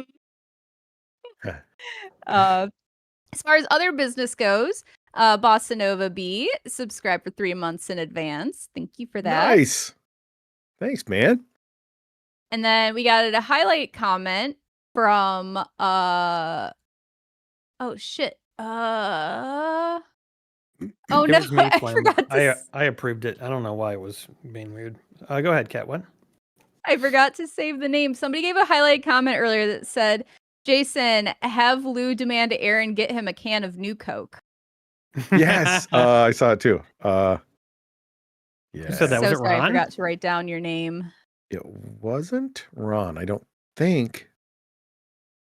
Oh, I'm looking. It was Ron. It was Ron. It Yep, was yep. Ron. Aaron, look at you. Thought I saw that. We also got a first time chat from I don't know how to say this. Mew Body? Yes. Body? I recognize that name because we've seen it recently on GSP streams. Oh. Ah, and I've probably butchered it every time. And they said, Daddy, chill. Yeah. Derek. And outside of that, I think maybe we give a little bit of time in case somebody, again, you can name Aaron's baton, have him get in trouble by having him name it Cassie, is my recommendation. Or if you want an exhibit named after you, and then the guys can talk about the large features of your exhibit. I will say that the man-eating chimps do not have names, and they sure could use some good names. So if somebody wanted to get in on that action, and there are some other exhibits that don't have names, but we'll see them here in a moment. So let's offer a chimp naming for $20 because then that will complete the Chris Fail round of shots. Oh yeah, We'll be able to. Nice. Is that a single shot? Is one that single how that was gonna shot, work? and we will name a chimp, whatever you want, and it's $20. 2,000 bits. Right? All right. Yeah, Nice. 2,000 bits. I wasn't sure what you were. You just started mumbling numbers, and I was like, 22, 22, 2,200 times 2. Aaron's in his auctioneer era. While we wait to see if anyone wants to take up that offer, I did save some comments. Flem asked earlier, who has custody of Emre now that Kat's left? I suggested he was a ward of the state. Yes. Definitely. My mom is still alive. In this universe, maybe she joined us at the goat farm and Yeah, abandoned she you likes too. goats more now. Sorry. Maybe whatever I did was so heinous that my whole family abandoned me. Ooh, I like the sound They of all that. joined me at the goat farm. Can't wait to find out what he did. And then Kukes, when you were talking about your characters, says all that Buffalo Trace got that Constitution up. Yes, it did. You are 100% right on that. And I know some people were tuning in late, and Ron had a really great summation for what is happening. Let me see if I can find it real quick. Where'd it go? Where'd it go? Where'd it go? Where'd it go? I remember seeing that too. That was really good. Yeah. Oh, there it is. Ranger Ron was bringing it up to date, Aaron is a security guard that's strong. Emre is a janitor with brains. It's their first night, and their first night on the job, and there are VIP overnight guests in the museum. Beautiful. Very well done. Well done, Ranger. Thank you, Ron. Succinct. Liz says, Aaron, you ask questions that would get you kicked out of places. Well, I just like to test limits and see what's possible in when I'm in role playing games. Just like a small child. Don't let him fool you. That's what he's like in real life too. You can't take him anywhere. No, that's true. Courtney has to have him on a tight leash.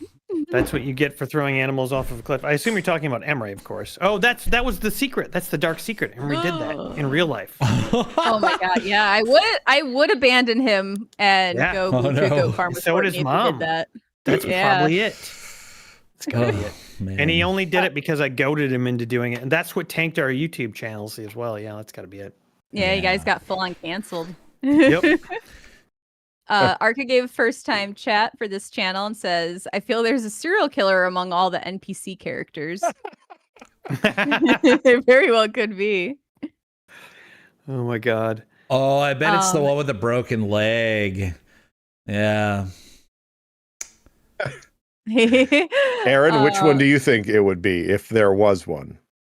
I think it's probably that guy. Wait, no, I bet it's actually Cassie. It's a bold choice. Yeah. All right. Well, we'll see. Gives off those vibes. We did get someone taking up the offer. Sean Henry. Yeah. Okay. Sorry, I got excited. I didn't finish the first thing because I got too excited. One thing at a time. Okay. Sean Henry did take you up on the offer and finished off the needed amount to make Chris's extra money into a full round and says, if there's a chimp waiting for a name, how about Terry or Little Charlie or Jamocha? I thought it was Giacomo at first because I can't read. Little Charlie? Little Charlie. Little Charlie, the man-eating chimp. I love it. All right. So if Little Charlie is one of the man-eating chimps, the bigger one of the two would be Big Charlie? No, I think the big one is Lil Charlie. Little Charlie's the big one. Okay. Yeah. That makes sense. Yeah. And the other one is just Terry. Terry. Well, no, one of them should be Little Charlie, and the other one should be, have like a bloodthirsty name. Oh, yeah. All right. Terry Little the Charlie Terror. Terrible is the Terry. big one. Terrible Terry. Terrible Terry? How about Terrible Terry who terrorizes. The Terrible? How about Rip Terry and the Terry? Terrible. Rippin' Terry. Yes. Yeah, all right. We'll accept it. Okay. Rippin' Terry and Lil Charlie. Rip and Terry. And Okay, then- wait, no, I really like that now, actually. Yeah. Yep, I like it a lot. Oops.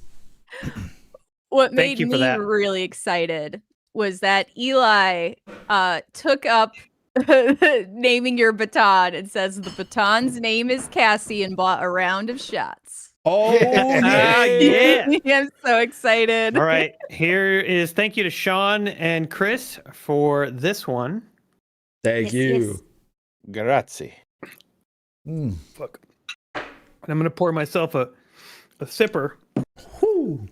Yeah, Thank me you, too. Eli, for making sure Super. that Cassie hates me.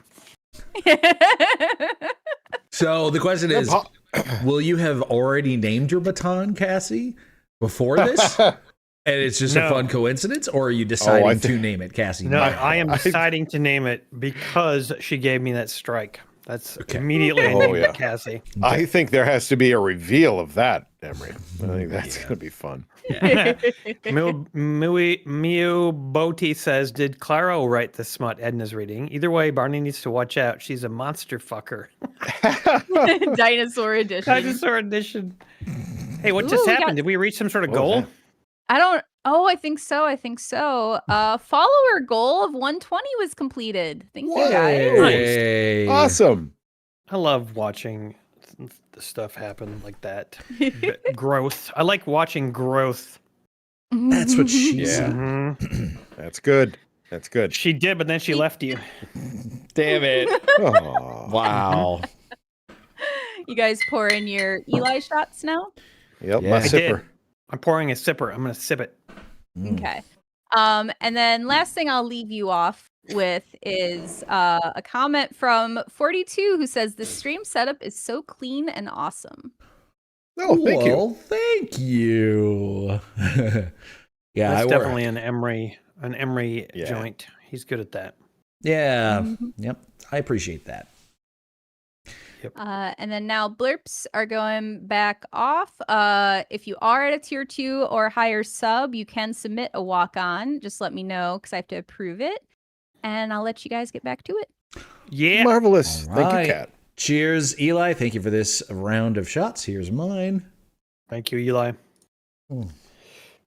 I will begin the sippage. Oh, I should have poured scotch. Shit. Oh, I'm gonna. You know what? I'm gonna pour this back into the Buffalo Trace bottle. I'm gonna have some While you are fixing your mistake, Aaron, Yes. I want to remind everyone that if you want to see the character sheets, and if you're new to Rated RPG Apocalypse and you'd like to see the rules, you can go to patreon.com/ratedrpg and you can the pinned post, it's free to see that. You can follow us in our Rated RPG Patreon, and then there it is right there. Thank you, Kat. In the chat, you can see the post there, and I've got links to Aaron and Emery's character sheets and the rules there as well. It's they're 2.0 rules, pretty simple, and we haven't made any changes recently. So there you go. Oh, what do you got there, Aaron? lead chug that Ron sent me. Oh, chug. wow. It's really good. Gotta be good if Ron sent it. Mhm. Yeah. So fucking good. And I'm gonna sip this forever. I actually have a proposal to an update to the rules. Yeah. All right. And yeah, so okay, I'll just talk about it briefly here, and we don't have to make any sort of decisions. But Sure. I've been sort of noticing after we've been playing this for a while that I feel like Constitution is not as impactful of a stat as it should be.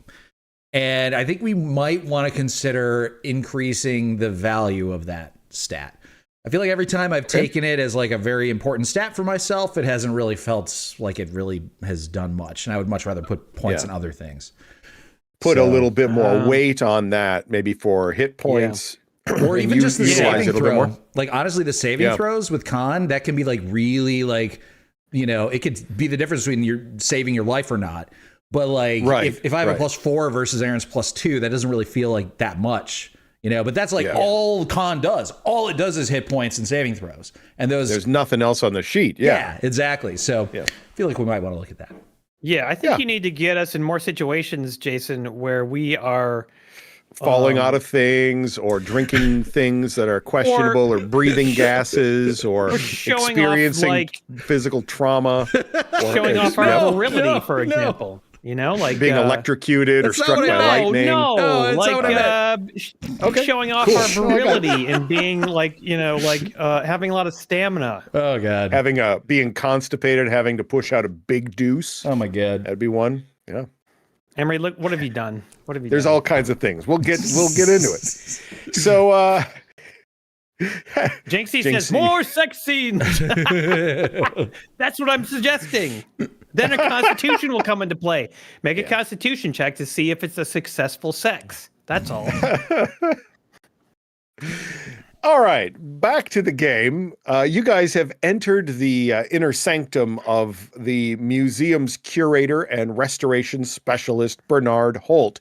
He's in his early 40s, very well-dressed, well-spoken gentleman who seems to know a lot about restoration of things like mummies. As you've heard Cassie already explain, Bernard was the guy who had to restore Pharaoh Fail to his glory after some White Sox fans spilt some Red Bull on him.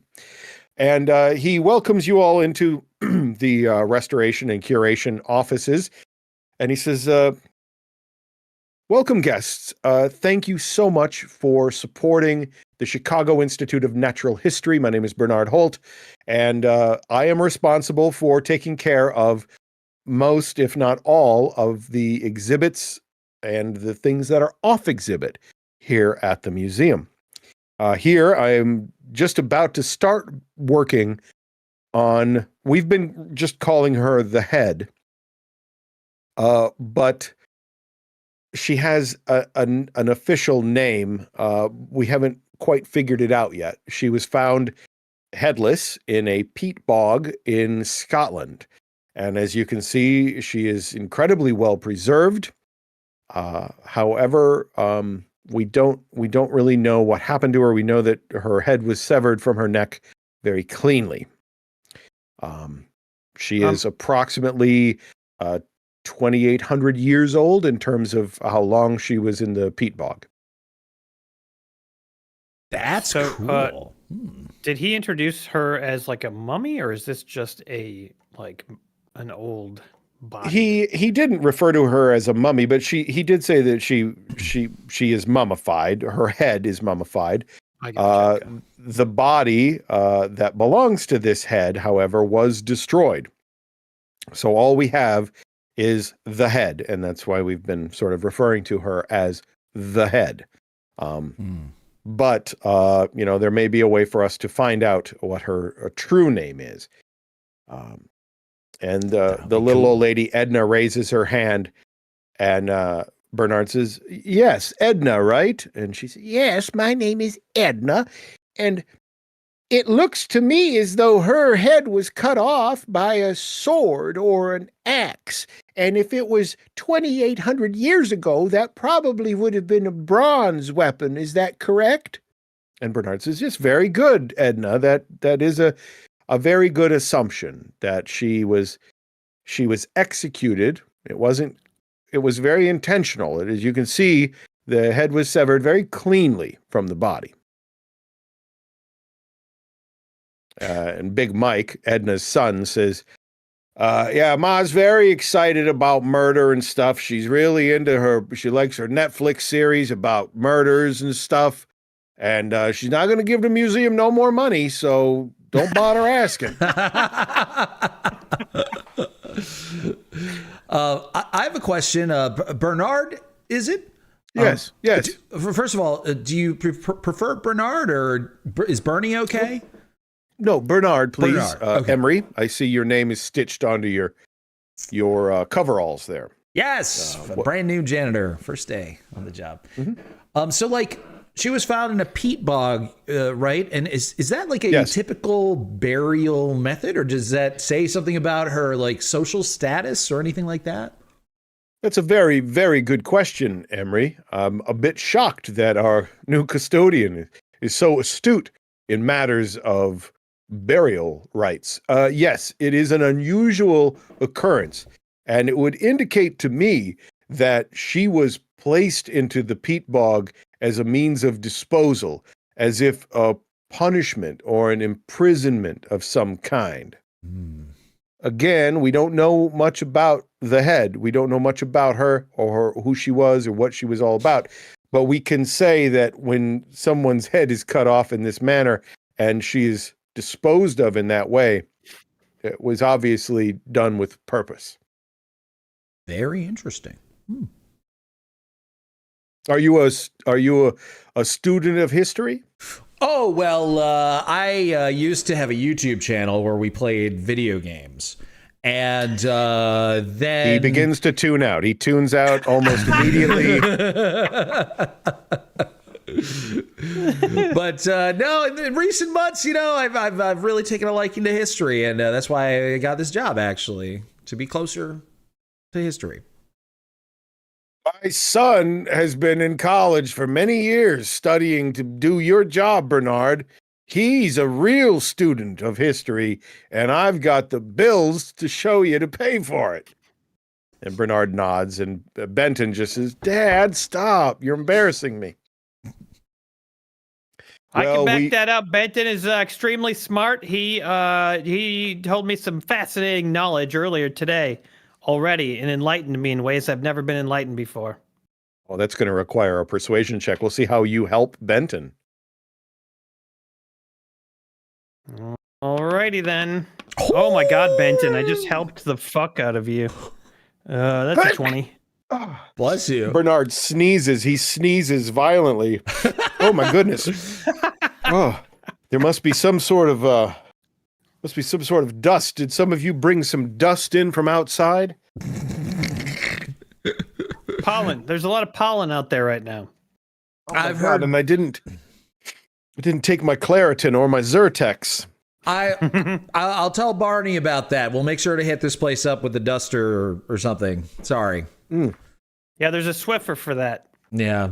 Okay. Well, yes. When I'm done with all of these things, you and Barney should come in and do a little bit of very careful dusting and cleaning. Okay. Bernard heard what you said, Aaron, about Benton, the college student who's almost 30. And he says, well, that's very interesting. In fact, I will want to get your contact information because we're going to be hiring an intern. And we could certainly use somebody who is as smart as our security guard says you are. I give him another wink. Okay. I won't make you roll for that one, but he nods in acknowledgement of your wink. Yeah. Better all right, well, me, bitch. I didn't have say something. That out loud. Now, over here, if you'll step over here, this is something very interesting. I just put these bones, this skeleton of this small, it's a coyote. I just put it into these flesh-eating beetles that I have. These beetles are very specialized creatures, and they stripped this entire carcass down to the bones that you see. And he looks at his watch. It took them about an hour and a half to do this. They are voracious, and if they were to get out of this enclosure, boy, we'd all be in a lot of trouble. I rolled the knowledge and nature check. I got an 8. I want to know about these beetles. Okay. With an 8, you know what he told you. Yeah.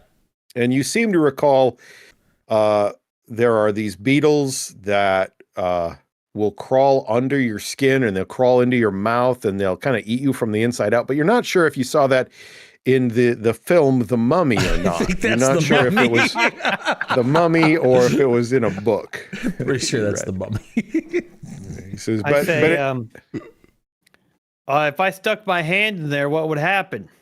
Well, the beetles would immediately descend upon your flesh and strip it from its bone. They are voracious. They will get underneath your flesh and they will just begin eating and they will not stop. Pulling them off is just terrible. One time I had one latch onto my arm and boy, I had a tough time getting him to let go. I had to really dig around in the hole to get him out, but I'm all better now. But I keep my... I pull Aaron aside. Yeah. Dude, that's some primo fucking content there. I've seen some channels where they take like a bug that's like really painful and they like film a guy just like enduring the pain, right? Do you think you'd be willing to do that? Like that could be a great video. Slow motion, like flesh devouring. Yeah. Yeah, just see how long you could handle having a beetle. You got your camera going? You got your camera? I'm not going to do it right now. Later. We'll come back here. We'll get a beetle. Because we can use this footage to set that shit up, and then we'll come. Yeah, all right. I need a stealth check from both of you. Okay. Oh, no. Oops. That's going to be actually a 9. A 9 for me. All right. I got an actual 20, baby. Does that cover me? That covers me. Emre is very, very quiet, but Aaron, unfortunately, you don't know how loud you are. And Cassie turns to you and she says, "Strike 2." What? What are you talking about? Strike 2. I told you to stop talking. What's the guy's name? Bernard.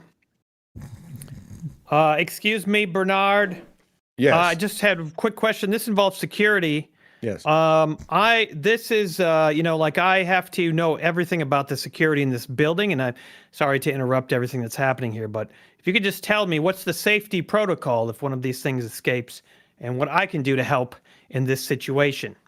If one of these beetles escapes, it's probably not terrible unless it's a female with eggs, in which case then you would want to use something cold, like a fire extinguisher or You know those aerosol spray computer cleaner aerosols? If you tip it upside down, you know how the frosty liquid comes out, the alcohol or whatever the propellant is in there, and you can freeze it, you blast it with that, and then it slows it way down. You can get it that way. But if like, for instance, if this whole entire aquarium were to fall over and they would all get out, you'd want to close up the room as best you could, and then just kind of go in there with a shop vac and try not. They do fly. They will fly. So they will try to get on you. They try to get under your clothing. Oh my goodness! To get at the meat. That's exactly the type of thing that me in my job capacity needed to know to keep everyone here safe. So if anything happens, don't worry, everyone. Now that I know about this, I will take care of everything. And I whisper to Cassie, revoke strike. Give me a persuasion check. Oh dear. Oh yeah, that's a little 15 there. She says, fine. You're still at strike one, but I'm watching you. You're not supposed to be disrupting this tour. I know. I'll win you over eventually. You know, I just want to do my job the best possible. Anyway, I'm gonna let you get back to your stuff. Big Mike raises his hand and he says, "So will these things, like, if I got in a bathtub with these things, how long would it take them to strip me down to nothing but bones?" And Bernard says, "This many beetles, it would take to strip you all the way down to nothing but bone, 12 hours. But you're a big man, so, you know." I mean, that's pretty fast for, some beetles. I mean, it's nothing like The Mummy, right? We all remember the Brendan Fraser film, The Mummy. Like, that was way over-exaggerated, right? I plant my hand over Emery's mouth. Okay. I was contributing to the conversation, Aaron. You're gonna get a strike. Shut up. The Mummy was a film with Brendan Fraser, and this is a real thing in the real world. So it's a different. Anyway, step this way. I want to show you one more thing that we just got into the archives, into the vault here. It's called Scroll of the Dead, and it is really remarkable. It is printed on human flesh. And he gets this out of one of the storage lockers, and he's got his white gloves on, and he rolls it out, and you can see the edges look sort of like roasted. And both of you give me a perception check. Is this where the hot dog smell was coming from? Oh, more like bacon, really. 10. All right, 15. Oh, I rolled twice, but the natural... God damn it! I rolled a natural 20 on my fake roll that didn't count. Shit. Oh, no. Yeah. Well, Aaron, you think that this scroll smells more like bacon than anything. And Emre, you notice that the ink looks like dried blood. And Bernard unrolls it, and he said, "This was found in modern-day Syria, and it is rumored to be the Scroll of the Dead. It's a legendary item. If you've ever seen," and he looks right at Emery and he goes, "If you've ever seen the film The Evil Dead, you might know what the Necronomicon is." Anyway, this is sort of the actual real Necronomicon in many ways. But if you were to read the inscriptions on this, of course, nothing would happen because you can't summon the dead like that in that film, because films are not real, Emery. Yes. Okay. It's cool, but, it's really like, you probably knew this already, Bernard, but looking at it, this looks like it's made not only of human flesh, but it looks like it was written in human blood. That is very astute of you to notice. And yes, I did some testing on this last week, and it is human blood. But it's an interesting thing. The human blood, we tested the DNA strands, and this is very unusual because the number of the amount of DNA in this blood is it would indicate is not human, but we have no idea what kind of creature the blood came from. So very peculiar. It's not human blood, but interesting nonetheless. Now, I may have missed it, but what region of the world is this artifact from? This was found in modern day Syria, but okay. we're not exactly sure where it actually originated from. It could have been something from Egypt or nearby. Modern day geography is a little different, but anyway, a lot of you might notice that I'm wearing these white gloves, and that is not because I'm trying to protect the artifacts. Believe it or not, many of our artifacts here, especially a lot of our old paperwork and different documents that are antique, have been preserved and actually kept from being destroyed by insects and moths and worms and things. A lot of them are covered in arsenic and other deadly chemicals. Ooh. So I'm wearing the white gloves as much to protect me more so than protect the artifacts. Now, both of you give me a perception check.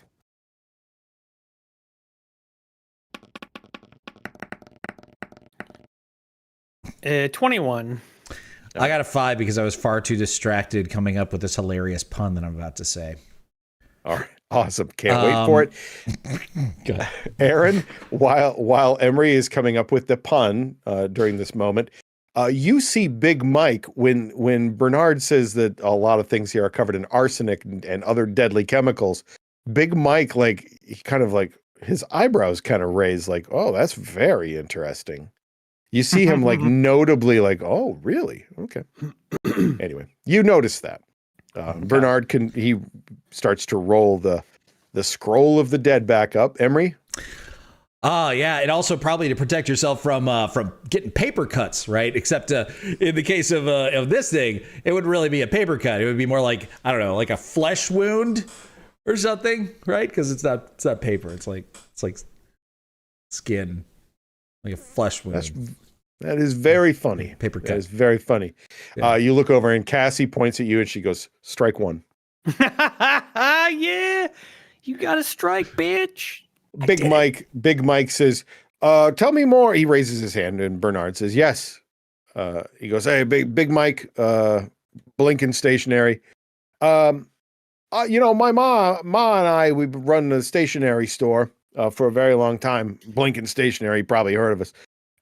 And because we deal with a lot of paper, I'm very interested about the arsenic and the poisonous chemicals that are on a lot of paper. Like, how poisonous and how deadly would this stuff be if it was to be like on your skin or ingested in some way?" And Bernard says, "Well, in the case of the scroll of the dead, very, very deadly. If you were to just touch it with your bare hand, there's a 50-50 chance that it would kill you, like within a few minutes. But these white cotton gloves, I don't have to worry about it. Of course, I have to put them in the incinerator afterwards, but otherwise it's totally fine."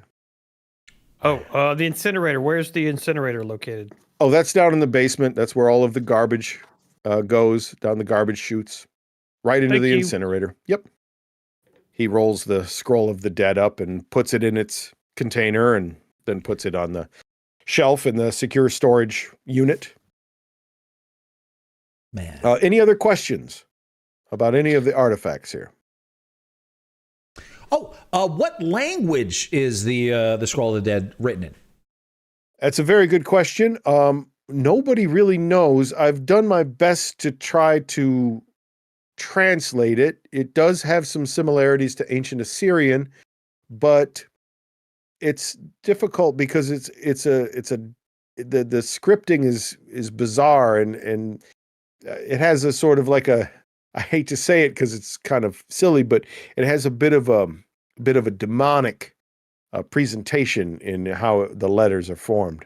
Oh, cool. Do you think maybe there's like some sort of cipher that you're missing? Like it's a code, right? Maybe it could be. I mean, it would take someone with a considerable education to be able to decipher the scroll of the dead. And if you did decipher it, well, I mean, it is just make believe after all, but I mean, in theory, according to the scroll, you would, if you were to decipher it and read it out loud, that would be very bad. I mean, but that's obviously just fairy tale nonsense, but it's still like super cool, and we could learn a lot about the culture at the time, whoever wrote it, what they thought was a fun prank or whatever. Like it's super cool stuff. Sure, yeah, fun pranks. Ancient cultures like that make scrolls out of human flesh and ink them in the blood of creatures. They're a prankster bunch. They're very always pranking each other. Those guys. All right. Well, he looks at his watch. He's like, whoa, we're getting to the end of our tour here. And I think I'm going to put all of these things away. And you guys can all go to your various, wherever you're sleeping in the museum tonight. I understand that there is some cookies and milk to be served. Ooh. Whoa. Did not know about that. Cassie nods. She says, yes, we have one of our delightful bakeries here. Aaron, what's a good bakery where you get good cookies? Crumble cookies. Crumble. We had Crumble. We called Uber Eats, and they've delivered some crumbles for us, and some delicious ice cold milk will be served, and that's going to be up wherever it is that your beds are set up, because everybody's sleeping in different parts of the museum. There will be some cookies and some milk served to you, and then we're going to do lights out, and then you guys can all enjoy overnight at the museum. Any final questions? Anything? Is that guests only, Cassie? Well, you're an employee, so you'll be working as a security guard all night. Oh yes, and of course. That is strike 2 for you. What? Excuse me? It's a ridiculous question. You're on the job. This is your job. You're not a guest. You're not sleeping. How am I supposed to know what the perks of this particular job are? This is my first day. What? Cassie, I think he just wanted some milk and cookies. That's all. He wasn't gonna sleep on the ground. Well, no, I was asking for Lou because Lou often gets hungry, and I was just trying to be helpful to my coworker. But apparently Cassie thinks that that's an outrageous behavior. My fault.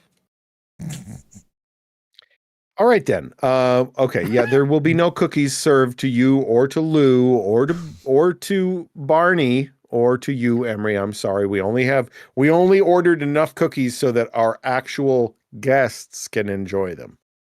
So smart. Both of you guys give me a perception check with disadvantage, because this is a pretty intense conversation you're having with Cassie. So intense. We're not going to notice Big Mike Birbiglia sneaking some fucking papers covered in arsenic out of the locker. Is that what's happening? What was this? Well, what did you roll? Wait, what's the roll? It's a perception check with Holy disadvantage. Shit, I rolled 20, dude. Yeah, you rolled 2 15s. You rolled 2 20s? Wow. Okay. 2 15s, Did you roll? But I got a... Did you roll 2 natural 20s? No, I rolled, No, he rolled 2 15s, but it ended up being a total of 20 because he has +5. Oh, okay. Yeah. Yep. Total of 20. Oh, weird. It looked like it was... Okay. So, Emery, you rolled a 3. Yeah. Okay. So yeah, you're really locked into this conversation, and Aaron, you notice Big Mike grab something off of a shelf while the cabinet was open. Dude, did I just fucking call it, Jason? I just called it. Totally. Did you call it? Yes, Emery, you fucking called it. Yes. Mike, Emery the player saw it happen. But Emery, the guy in the game, didn't see it happen. The character didn't see it happen. So he swipes something out of the open cabinet as Bernard's back was turned. Bernard puts the thing away, and Aaron, you do see him grab something out of the cabinet. Okay. What do you do?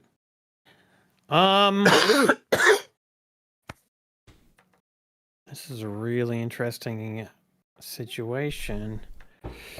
I could approach him and I could say, like, security, you can't do that and get him in trouble. But if I don't do that, I could approach him later and say, hey, I saw what you did. And then, he kind of owes me a favor. And then he might give. Okay, I got it. I know what I'm doing. Got it. Okay. Okay. All right. All right. What do you do? Okay. As everyone's filing out, I walk over to Big Mike. Yeah. Say, hey, I think you got something in there that you're not supposed to have. What? What are you talking about? I saw you swipe that out of the locker. Hey, guy, come on. Shh, quiet now. This is Okay, not. This has nothing to do with you. What'd you take? I didn't take nothing. Just leave it alone. Okay, I'm gonna leave it alone, but you got to give me something in return. Hey, psst, hey, let's be quiet about this. Give me a stealth check. Okay. Oh yeah, that's a good old 22. Edna Blinken says, Michael, are you causing problems again? And Mike says, Ma, just go get a cookie. Go back up to the bed, get a cookie. I'm going to talk to the security guard here. So you guys kind of walk out into the corridor, into the hallway. And Mike says, all right, what's going on here? What are you going to shake me down? No, I'm not going to shake you down. I just think maybe you're going to want to give me your milk and cookies. Yeah, you want my cookies? You want That's a cookie? Right. Yeah, okay, I'll give you a cookie. I'll give you a cookie. All right. Oh, yeah. You make good money as a security guard? I do not know. Okay, well, I've made a note of it. Look, something happens. Look, my ma, she's old. These bad things happen to people sometimes. They fall down the stairs or something. They go to sleep and they don't wake up. I gotta make sure that I got a lot of plans. We got that building. That building, the Blinken Stationary building. Yeah, it's been in our family. My dad died when I was a kid, and my ma and I ran it the whole time. But that building's was worth a lot of money. It's prime Chicago real estate. And if something were to happen to Mom, and then it's my building and I'm going to sell it, hey, maybe I'll cut you in a little bit of money, huh? Hey, I'm all about security and safety. Well, you're going to be pretty secure if you keep your mouth shut about what you didn't see. Alrighty then. Looks like we got a little deal going on, Mr. That's right. Mr. Blinken. Big Mike. Blinken? Call me Big Mike. He holds out his big meaty paw to shake your hand. Yeah. You got to shake on it. Wait, did you got to shake on it. Scroll though? I touched it with my other hand. Fist bump. Oh, you did? Okay, all right. No, bump. shake's yeah. good. Shake's good. Okay, Yeah. shakes your hand. All right. Good job. Good man. You keep your mouth shut. Good man. Yeah. Now, meanwhile, Emre, you're kind of hanging out in the room with Bernard and the other guests as they're filing out, and you notice with your roll, which was 5 total, it was a 5. Yeah. Okay, so I guess I rolled a 5. So yeah, you do see it's pretty sloppy work. But you do see as Bernard is like he unrolls the scroll of the dead, you see Benton, the young kid, the college student. He takes his phone out and he takes a picture of it with his phone. And Bernard says, "No, you can't do that." And Benton says, "Well, I thought since it was part of the thing and my dad gave a lot of money to the museum. I thought, perhaps it'd be okay if I just took a picture. I mean, I'm not touching it. I didn't do nothing with it." He's trying his best to persuade Bernard into being okay with him taking the photo. And Bernard says, "No, I need you to delete that off of there. This is a very serious thing." What do you do? Oh, well, I'll be like, So, well, I mean, wouldn't it be really cool though if like we could translate it? Like Bernard is a student of history, you know. This could be his shot at like making an impact in the history world. You know what I mean? If he was able to decipher this, I don't know. Like I don't see what the big deal is. Are you worried he would leak it? Because we could have him sign something. You know, persuasion. Give me a persuasion check. Oh dear. That's a 8. Well, I can appreciate the interest in history and wanting to decipher this manuscript, but I cannot allow it. That's fine. All right. Listen, I'll get Aaron. He's a security guard. We'll make sure that he deletes it off of the phone. Sorry, Benton. It just has to be. In fact, why don't I confiscate your phone real quick and we'll delete this. The dad steps in. Hey, Benton, just delete the damn thing. Don't cause problems with these folks. He's really sorry, and Benton is browbeat by his dad. And fine, Dad. Oh, he deletes it off of his phone. Damn it. Make sure you go into recently deleted and click delete all. I will. Damn it. I will make sure. Yeah. Damn it, Aaron. Come on. Fuck. Son of a bitch. What? I wanted to get that photo, dude. I wanted to get that photo. Do you not realize how amazing it would be if I was able to fucking decipher that? Come on.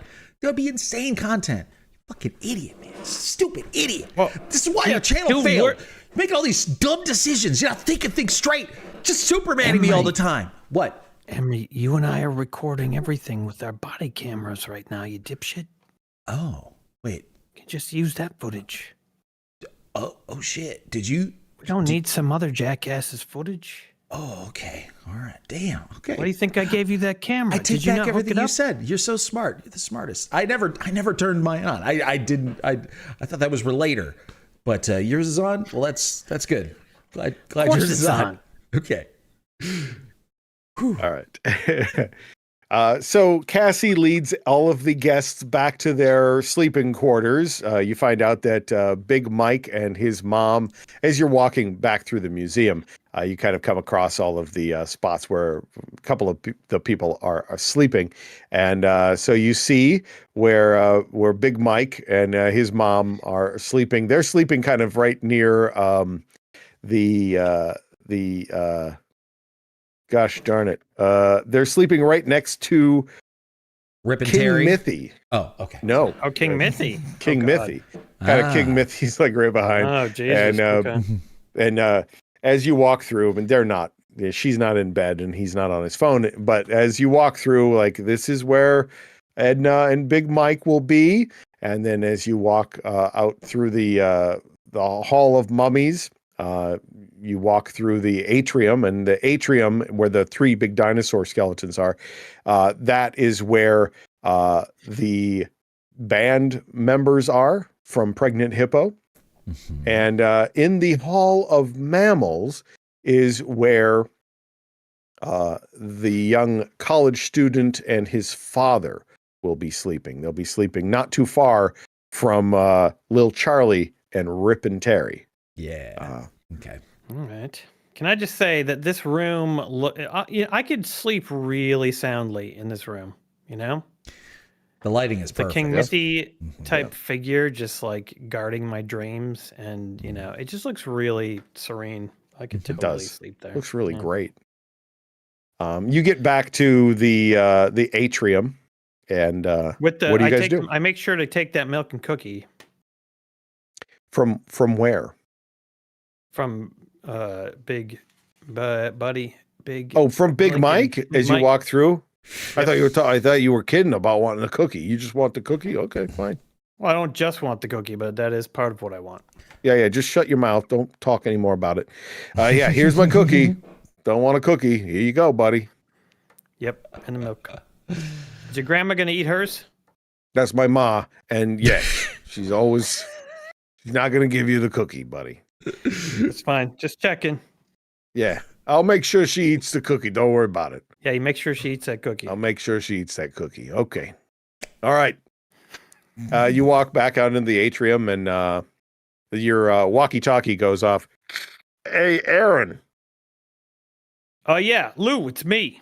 Yeah, you got to come back to security because I need your help with something. All right, I'm on my way. All right, Emre, good luck with cleaning up the toilets or whatever. I got to head down and do my job. All right, buddy. I'll make sure to turn on my camera now. We'll have to meet up at some point tonight. Okay, go over that footage. Yeah, definitely. And figure out some new shots we can get. You know, we saw some good stuff tonight. I want to make sure we got the best shots we could have. Yeah. I didn't know you weren't recording this whole time. Sorry. I turned it on. You go back into the security office, and Lou says, I'm real tired, so I'm going to lay down on this cot and I'm just going to sleep the rest of the night since I finally got a guy who's also here in security. I don't need to actually do anything. You know what I'm saying? So I'm just going to sleep, and you're going to watch these monitors and see what happens tonight. Okay? I will take care of it, Lou. I am your man. Now, by the way, I got you something special upstairs. Oh, yeah. I just happened to obtained a guest-only cookie and milk package. Oh. Don't ask me how I got a hold of this. It took some dealing and wheeling, but here you go. This is just for you, my friend. I thought you might enjoy this. Yeah. Well, thank you very much. Yeah. That's really great. I like cookies. This is a crumble. Oh, boy. Fancy. Yeah, it's a crumble cookie, my friend. The best kind that there are. Say, you know, I'm curious. You've worked here a long time, right? Like 20 years? Yeah, 10. But yeah. 10 years? You must have noticed something about this place, you know, maybe something unusual, something interesting. You know, I'm curious. I'm curious about this place. Like, what makes it special? What makes this place special? Yeah. It's boring and quiet, and nothing ever happens here. Nobody's ever tried to break in. I've never had any disturbances, no nothing. The whole decade. Fantastic. All right. Yeah. Great. All right, you get some sleep, my friend. Oh, yeah. I'm going to sleep in this cot, and you're going to just keep your mouth shut and not wake me up. I will never say a word. All right. That's my boy. That's my Aaron friend, my friend Aaron. All right. Night-night. Night-night. All right. So you watch the monitors as all of the guests lay down to sleep. Give me a perception check really quick. Emre, while Aaron is doing that, what are you doing? Well, I suppose I would want to stop by the atrium, especially because it's probably on the way to the janitorial section. But I want to stop by the atrium, and I want to talk to the band members, because I remember one of them mentioning they might propose to their partner. Oh, yeah. And did Barney give me any sort of like access like key or anything at all to? Yeah, he gave you an access key card, and he told you this will get you into every room in the museum. Okay. All right, cool. So yeah, I'm basically gonna go over there, try to spark up a conversation, have some sort of excuse to just talk to the one member who's gonna propose, and then see if I can figure out a way to make that proposal like special or cool, you know, using my access or something. All right. Yeah, you strike up a conversation with Carol, and while Ray is like getting ready for bed or whatever, Carol says, oh, hey, Emre, right? Yes. It's on your shirt. Yeah. Yeah. So I have this key card here, and I have access to anywhere in the museum. And if there's any idea you have for this proposal, like I could probably make it happen. I know it's like a once in a lifetime kind of thing, so it should be really special. So anything you need, just let me know. Did you have any ideas? Oh, I do have one idea. Okay. It's kind of crazy. Okay. Remember when we were down in the storage area, and there was the Pharaoh fail? Yes. I thought it'd be kind of funny if, like, somehow I could get into the case that he's in, or something and have like put the ring like in like kind of in between his lips, or maybe like if I could like figure out which jar his penis is in, and I could like have the ring in there somehow. Oh my god! Like, that'd be really if the funny. ring was like in the tip of his penis, like Prince Albert, right? Yeah. Okay, Like to do that, because that'd be really punk, and I think that Ray would really get a kick out of that.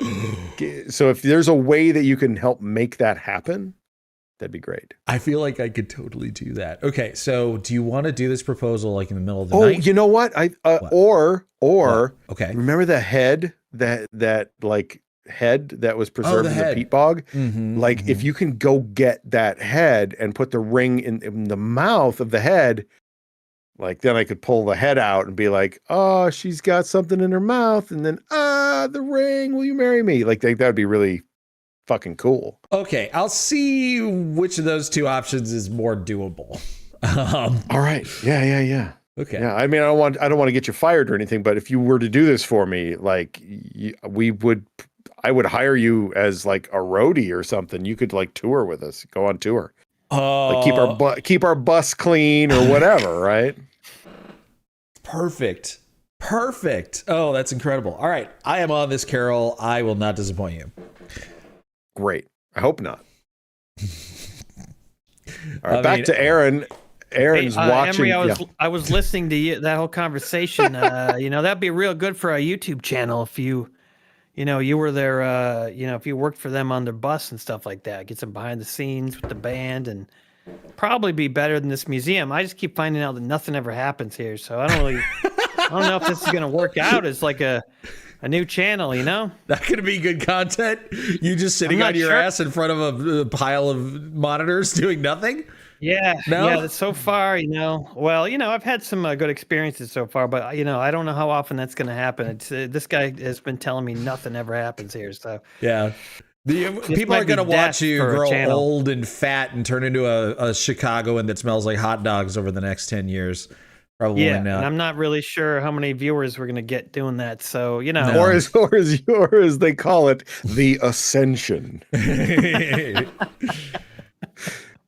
Okay. All right. This is going to be all good. Right, so, yeah, awesome. So what do I see? Oh, I got 15, by the way. 15. All right. You got a 15. Yes. You do see in the monitor, you see Edna reading her book, and then you see Big Mike pull the piece of paper out of his pocket, and you notice that he's wearing like a latex glove on his hand. You didn't notice that before. He's wearing a latex glove. He pulls the paper out of the pocket of his cargo shorts. And then he puts the cookie in it and kind of rubs the cookie with the paper. And then he throws the paper in the garbage, and he hands the cookie to his mom. And she eats it and drinks the milk. Oh, no. Oh, shit. So you see that happen. You also see the Hausers. That's the anesthesiologist and his son. And their beds are set up in the Hall of Mammals. They're kind of nearby the man-eating chimps, and they seem to be having an argument about something. But of course, you can't hear it because you don't have the audio. And they go to bed, and then the other two, that is Carol and Ray, are just kind of hanging out in the atrium. They're looking at their phones together. And that's about all that's happening. Okay. Barney comes up to you, Emery, and he says, well, I'm going to go home. Now that you're here, I guess I can kind of punch out early. And so if there's anything you need to clean, just, you know what to do. You got the keys for everything. And I guess I'm going to go home. So you haven't actually showed me how to operate any of the machinery. Is it fairly simple? Oh. Like the wax machine and like all that? Like, is there any? Well, the wax machine's pretty simple. You just a little trigger, you pull the trigger and then it does it. But I already did the waxing for tonight. Okay. So really all you got to do, I want you to go around and check light bulbs and see if any light bulbs need to be changed. You can go around. Can you clean a toilet? I I could. I don't really want to, but I guess I have to, don't I? Nobody wants to. No. Yeah, you should go and clean every toilet. Every toilet? Yep, replace all the paper towels. Okay. Boy, my feet really hurt. I'm gonna go home. I was specifically requested by Bernard to dust carefully the room that has the head in it. Remember that room? Oh yeah. Yep, just do whatever he told you. I don't know. You got the keys for everything. You seem to know what you're doing. Oh, okay, great. Well, have a good night, Barney. It was nice to meet you. Yeah, nice to meet you too, son. All right. Oh my God, he called me son.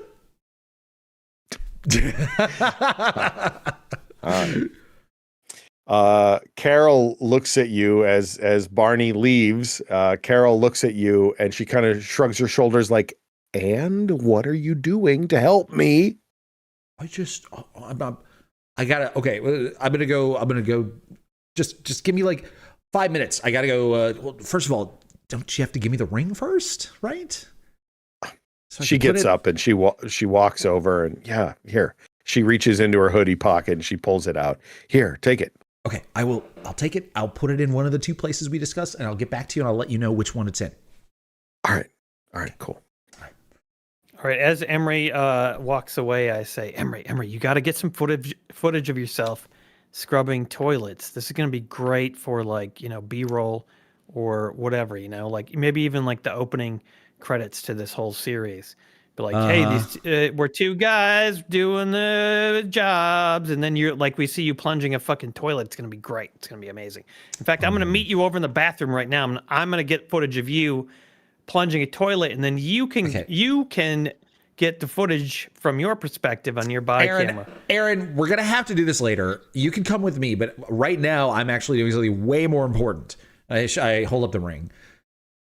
Listen, okay, all right, but we got to make sure we get this toilet footage at some point. Yeah, okay, fine, but Carol needs me to put this somewhere, and we need to do it like right now. She wants to propose. Okay, all right. What are you gonna do? Where do you want me to meet you? Just come with me. Just come. Wait, are we talking over the fucking radio right now? We're talking over the CB. Okay.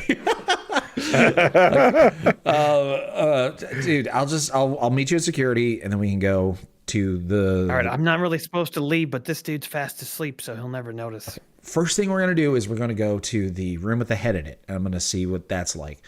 And then after that, I'm going to go to the room with the mummy in it. Is there none of the people are none of the guests are in either of those rooms, right? Correct. That's all in the archives. So no guests are there. All right. I'll meet you at security. We're going to head down to the archives together. Okay? Here we go. All right. Come on over.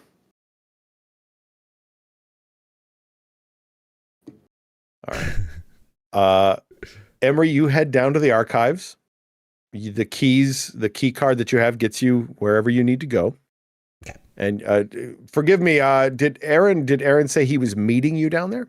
Well, the plan was that we were going to meet at security because I figured security is like right off the atrium, and I feel like the atrium's kind of central to everything. And then we were going to head there together. Now that's assuming Aaron's okay with abandoning his post, which,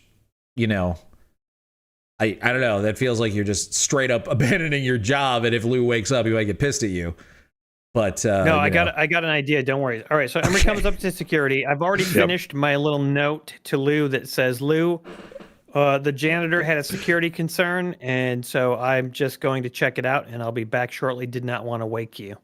And then I leave him. I have an Andy's mint from a restaurant earlier, and I put that on the note. Just to sweeten, You're treating Lou like a fucking dog or something. Like, giving him treats all the time. Well, he likes the treats. I can't help it. All right. You guys hatch your plan, and Emre gets Aaron. You guys head down to the archives. Yeah. And the first room you go in is the room with the head in it. Yep. Or rather, the first room before you get to that room is the room with Pharaoh Fail in it. Oh, that's right. We have to pass through this room before we get to the head room. Okay, that's fine. Yep. So you see Pharaoh Fail, the mummy in the glass case, standing there as he was before. And as you look around the room on the shelves, and this is not on display, but his case is display ready. And you do see some containers, some urns on shelves near him, and some wooden crates that are marked with some tags that explain what is in them. Okay. Aaron, why don't you try to find the canoptic jar that has Pharaoh Fail's penis in it. Not his balls, his penis. Right. Find the panopticon and look for the penis. Just the jars. Read the labels and you find the one that's labeled his penis or something. Okay. I'm going to try to see if I can open up this display case. Like the failed penis. Got it. Yeah. All right. All right. So, Aaron, you are going to give me an investigation check. I know that's not your strong suit. Nope. To try to figure out how to get this case open. Or no, are you looking for Emery's trying to get in the case. You're trying to find the penis jar. Yeah, I'm looking for the penis. I got an 8. Okay. We're going to shift that to perception, which will be a 13. Oh, 13. And Emery, you give me an investigation check. Okay. Okay, well, I rolled a 5 on the die, but I do have a +5, so a 10. Okay. You think maybe the best way to get into this case is going to be through the top. There is a latch on the back, but there's a keyhole, and you don't have a key for that. Don't have a key for that. I do have various tools and stuff. Okay. Janitorial tools. Sure. Looking at the case, does it have like screws and bolts and things like that? Like, could I take it apart potentially? You might be able to. You could end up damaging it though if you try to. Aaron, you do find a crate, a small wooden crate, and it is marked with the ingredients of the crate, which is the jar containing Pharaoh Fail's penis. Nice. Oh, all right, Aaron, I'm gonna pry that open. I just realized something. We might have to wipe the security footage of this, right? Because is there a camera looking at this room? I look around. Oh yeah, yep, he didn't definitely say up in the about them corner. Recording though, did he? No, he didn't. He didn't say that, but of course they're recording. He didn't ask. What are you talking about? Shit. Yeah, Dude, they're recording. If they're recording all of the security cameras, then I will grab that footage every night, and we'll be able to use all of that. All the security footage of it's like literally a bonus, nothing happening ever. Well, but it's a bonus shot of us doing what we're doing, and that's something. Okay. Yeah, we'll steal the footage, we'll copy it, and then we'll wipe it so that they won't have it. Yeah, to make this video, we're gonna have to do some stuff that's a little, above and beyond the normal excitement that happens here at this museum. True. But we'll have multiple angles, and it's gonna be fantastic. This is gonna be amazing, dude. We're gonna resurrect our fucking YouTube careers in a night once the first episode comes out. All right. So that is a good point, and this is actually where we're gonna start because I need you to put this ring in the tip of Pharaoh Fail's penis. All right. And so, this is going to be great. Okay. It's going to be our first video on the job. Okay. All right, great. All right. Is it going to crumble if I touch it? Do I have to be careful? Like what? Here. I mean, so we'll, I don't know. So what we'll do, okay, you'll try to take the penis out of the jar first. So probably turn it on its side, gently sort of shake it until the penis comes out, and then put the ring in there, okay? And then put it back in. All right. Shake it till the penis comes out. Got it. I can do that. I've done that. Careful. Yep. All right. Use your get fine the crate motor skills. Open. Give me a fine motor skill check on this one, Aaron.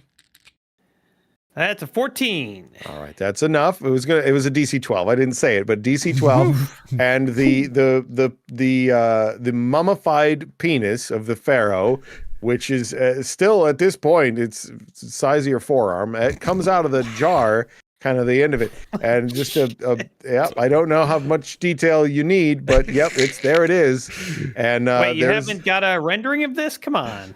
No, I don't. You're gonna have to use your imagination for this one. Oh, you're right. We can use imagination for this. That's fine. Yep. And there's the pee hole there, and you're able to you put the ring in there.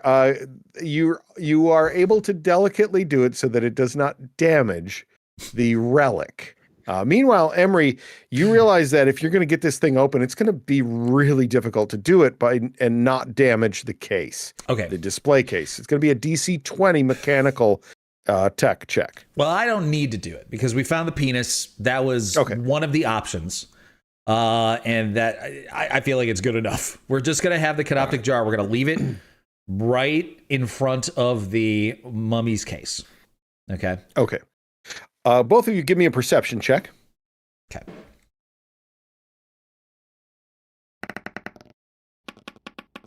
Ugh.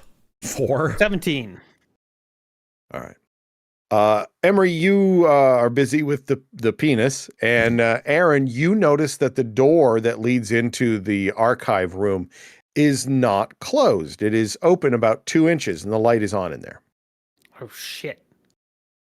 Who's got a better stealth? Me, probably. All right, I'm gonna sneak over. Emre, stay back. There's something going on. There's something afoot. Just stay back there and get a shot of in case anything happens. Okay, I'm still trying to film. I'm still trying to film myself putting this penis back in the jar. So do whatever you. I don't care. Okay. Well, when you're done with that turn, there's an open door over here. It looks like something's afoot, man. Oh. Okay. All right, so I head over to the crack and I stealth my way over to not as not to alarm whatever is making the trouble. Give me the stealth check, DC 14 on this. Oh, come on. Yeah, 22. All right. Quiet like a cat on your tiptoes, you sneak without making a sound to the door, and you look into the archive room. Inside the archive room, I've got Cassie raised. Cassie is up. Cassie is your stun baton, 1 million volts, ready at the ready. But electrified only to the point of stunning. I'm not. I not haven't gonna raised kill it to anyone, kill. okay. Nope. You look in the room and you see the light that is in the case with the head. That's on. You don't see Bernard anywhere. He did say he was going home, and you thought that he left already. But this door's open, and then the interior door. It's almost as if when you look in the room, it's almost as if that door just kind of swings open a little bit. The interior door that leads to the archive lockers where you saw the scroll of the dead. It swings open. Just a little bit. It just looks like for a moment you look up and you could have swore it was closed, and now it looks like it just kind of swung open a little bit. Oh. Did I sense any movement? Hear anything? Give me a perception check. Fucking 10. You're not sure. Maybe it was open already, or maybe your mind's playing tricks on you. Okay, I don't know. I'm gonna have to go inside and look. All right. You go inside the inner sanctum of the archive where all of the lockers are, and there's the scroll of the dead laid out, unrolled on the table where Bernard was looking at it. Now, you could have sworn that he put that away, but there it is. Emre, the scroll of the dead is unrolled and on the table. All right, hold on. I just have to go with this. Did you get your penis footage? Yeah, I'm finding it hard to get it back into the canoptic jar. I don't know how they fucking fit this thing through this tiny little jar hole. It's like it's swelled in size after you got it out of the jar, dude. Okay, hold on. I'm just gonna leave it. I leave Probably the penis the on moisture in the air or something. Just fucking put that away. This is important. All right, I walk over to Aaron. What are you saying? Walk over and you. What? Look. The scroll of the dead is out. Oh shit. What does that mean? Why would that be out? I mean, somebody fucking came in here and took it out. And did something with They it. didn't have gloves on, then they would have died, right? Who did this? Do you see any gloves? Probably somebody with gloves. Here, I don't know. I guess I'll see if I can investigate and find any like evidence of like who could have done this. Give me an investigation check. Okay. Investigation +5, 14. All right. You look in the garbage can where other things have been thrown away, and you don't see any gloves in there. Okay, so I'm not seeing any discarded gloves, which means that it's possible somebody was wearing gloves and took it with them.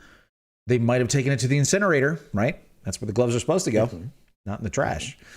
But I don't see any other evidence. Is there a camera? I don't know what happened. Is there a camera in here?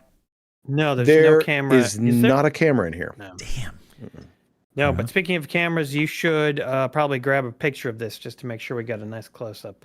Yeah, screw it. I'll whip out my Cutaway. phone, take a picture of it. Yeah. All right. As you take your phone out, you focus it on the scroll of the dead.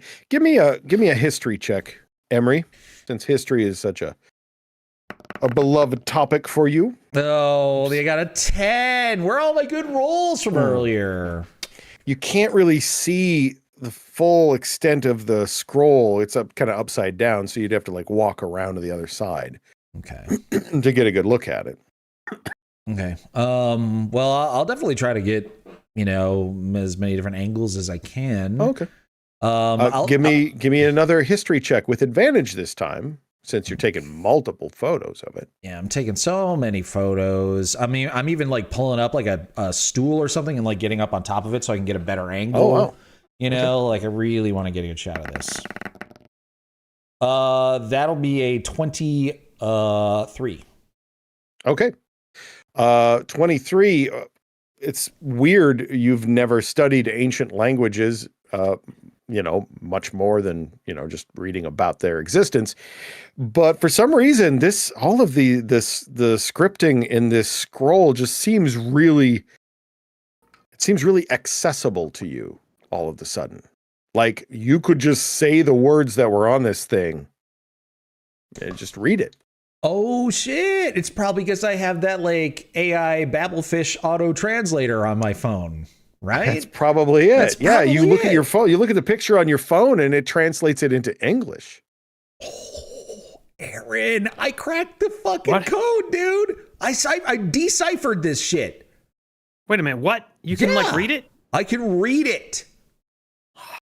Dude. Okay, Oh okay. my God. This is wild. Nothing ever happens at this fucking museum, man. I know. But okay, wait. Let me look into your body cam for a second. Okay. Nothing ever happens at this museum.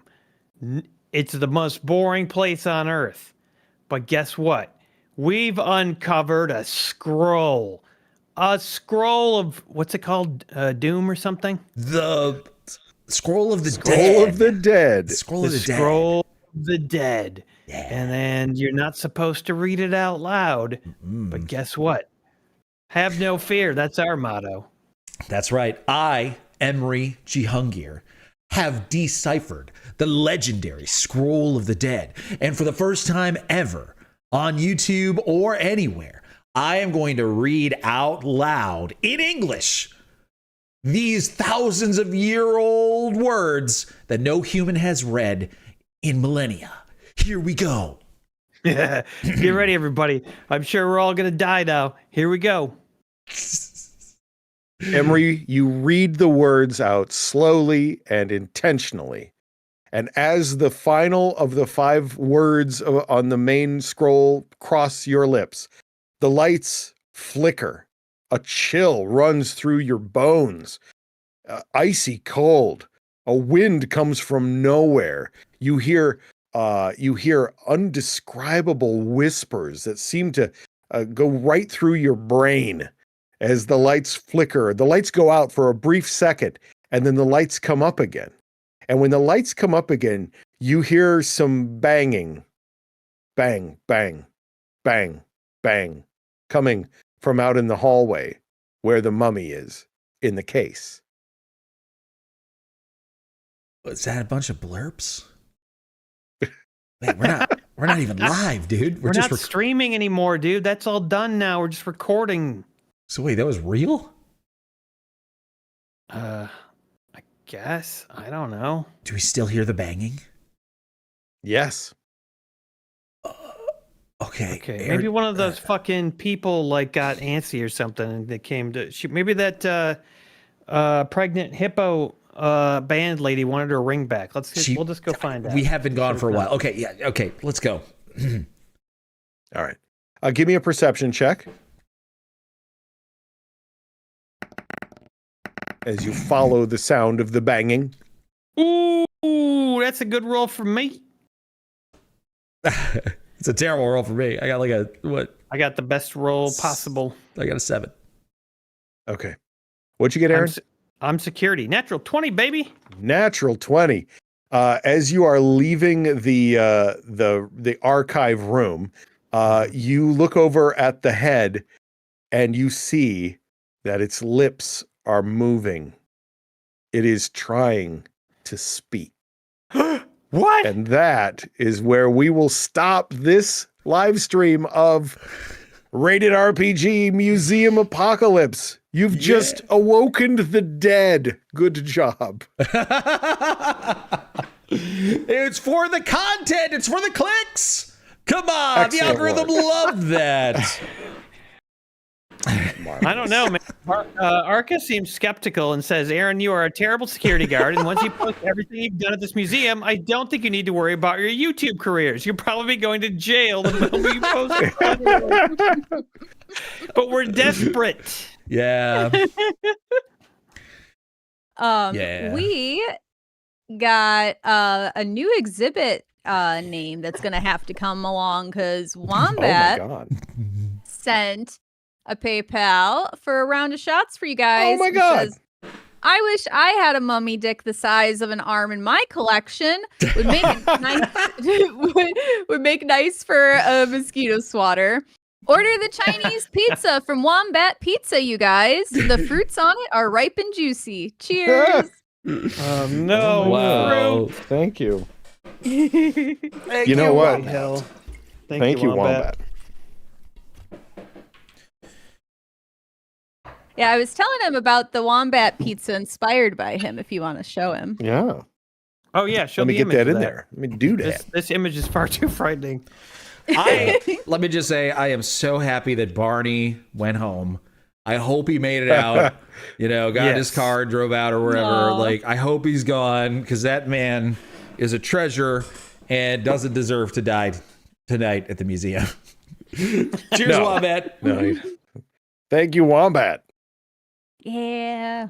Thank you, Wombat. I'm just glad that it is our absolute lust and need for content that has driven us to cause several apocalypses now at this point, Like, we are absolutely the biggest force of evil in society.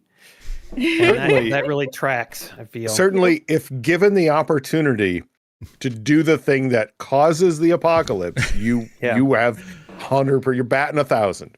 We will do it every time. If Jason presents us with an opportunity to do that, then we are on top of it. No probs. Was there any part of you, Jason, that thought we wouldn't read the Scroll of the Dead if given the option?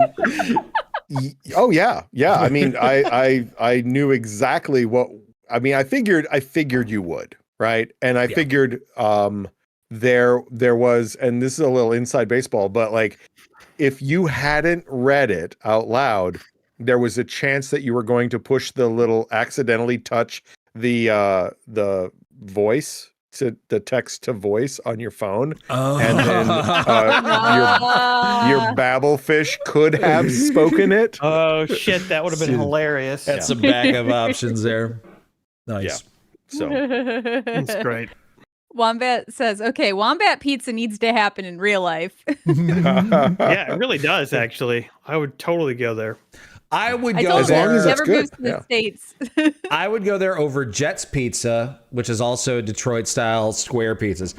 Only if you had wombat crust or something similar to the turbo crust, obviously. Yeah. I would eat Wombat Wombat crust. It would be crust. filled with like a strange cheesy brown substance. Oh no. Their patented sausage cheese combo blend.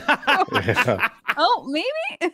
At first, my first instinct was ew, but then I was like, well, Yeah, what if the crust was just packed with sausage? You know, That'd be good. Yeah. Like yeah. yeah. and then Well, they cubes might of have- pepperoni on top. He might have like wombat bites that are cubes of Yes. fried dough with cheese and sausage inside of them. This is Oh, easily the most successful restaurant idea that anyone has ever come up with in many years. This would be like a super successful, and we should probably just open that instead of becoming a janitor or a security guard. Restaurant Wombats apocalypse is- will be next, I guess. At first I was hesitant about Wombat as an owner because he goes cicadas. But then he said hash brown bites, and I'm like, okay, I'm down for the hash brown bites. Cicadas, I don't know. Not so I don't know, much. Wombat. I don't think you should make your Wombat crust out of cicadas. Yeah, I mean- somebody mentioned about watching a TV show where they ate cicadas, or maybe they traveled and talked to somebody who ate cicadas, and I was like, hey, you're talking to somebody who's eaten fucking cicadas already. I remember that. Tell you all I remember about you it. eating that. Yeah. Yep, with the little legs and shit. Non-experience I'll forget very soon. Yeah, Tell didn't you- the leg get stuck in your teeth? No.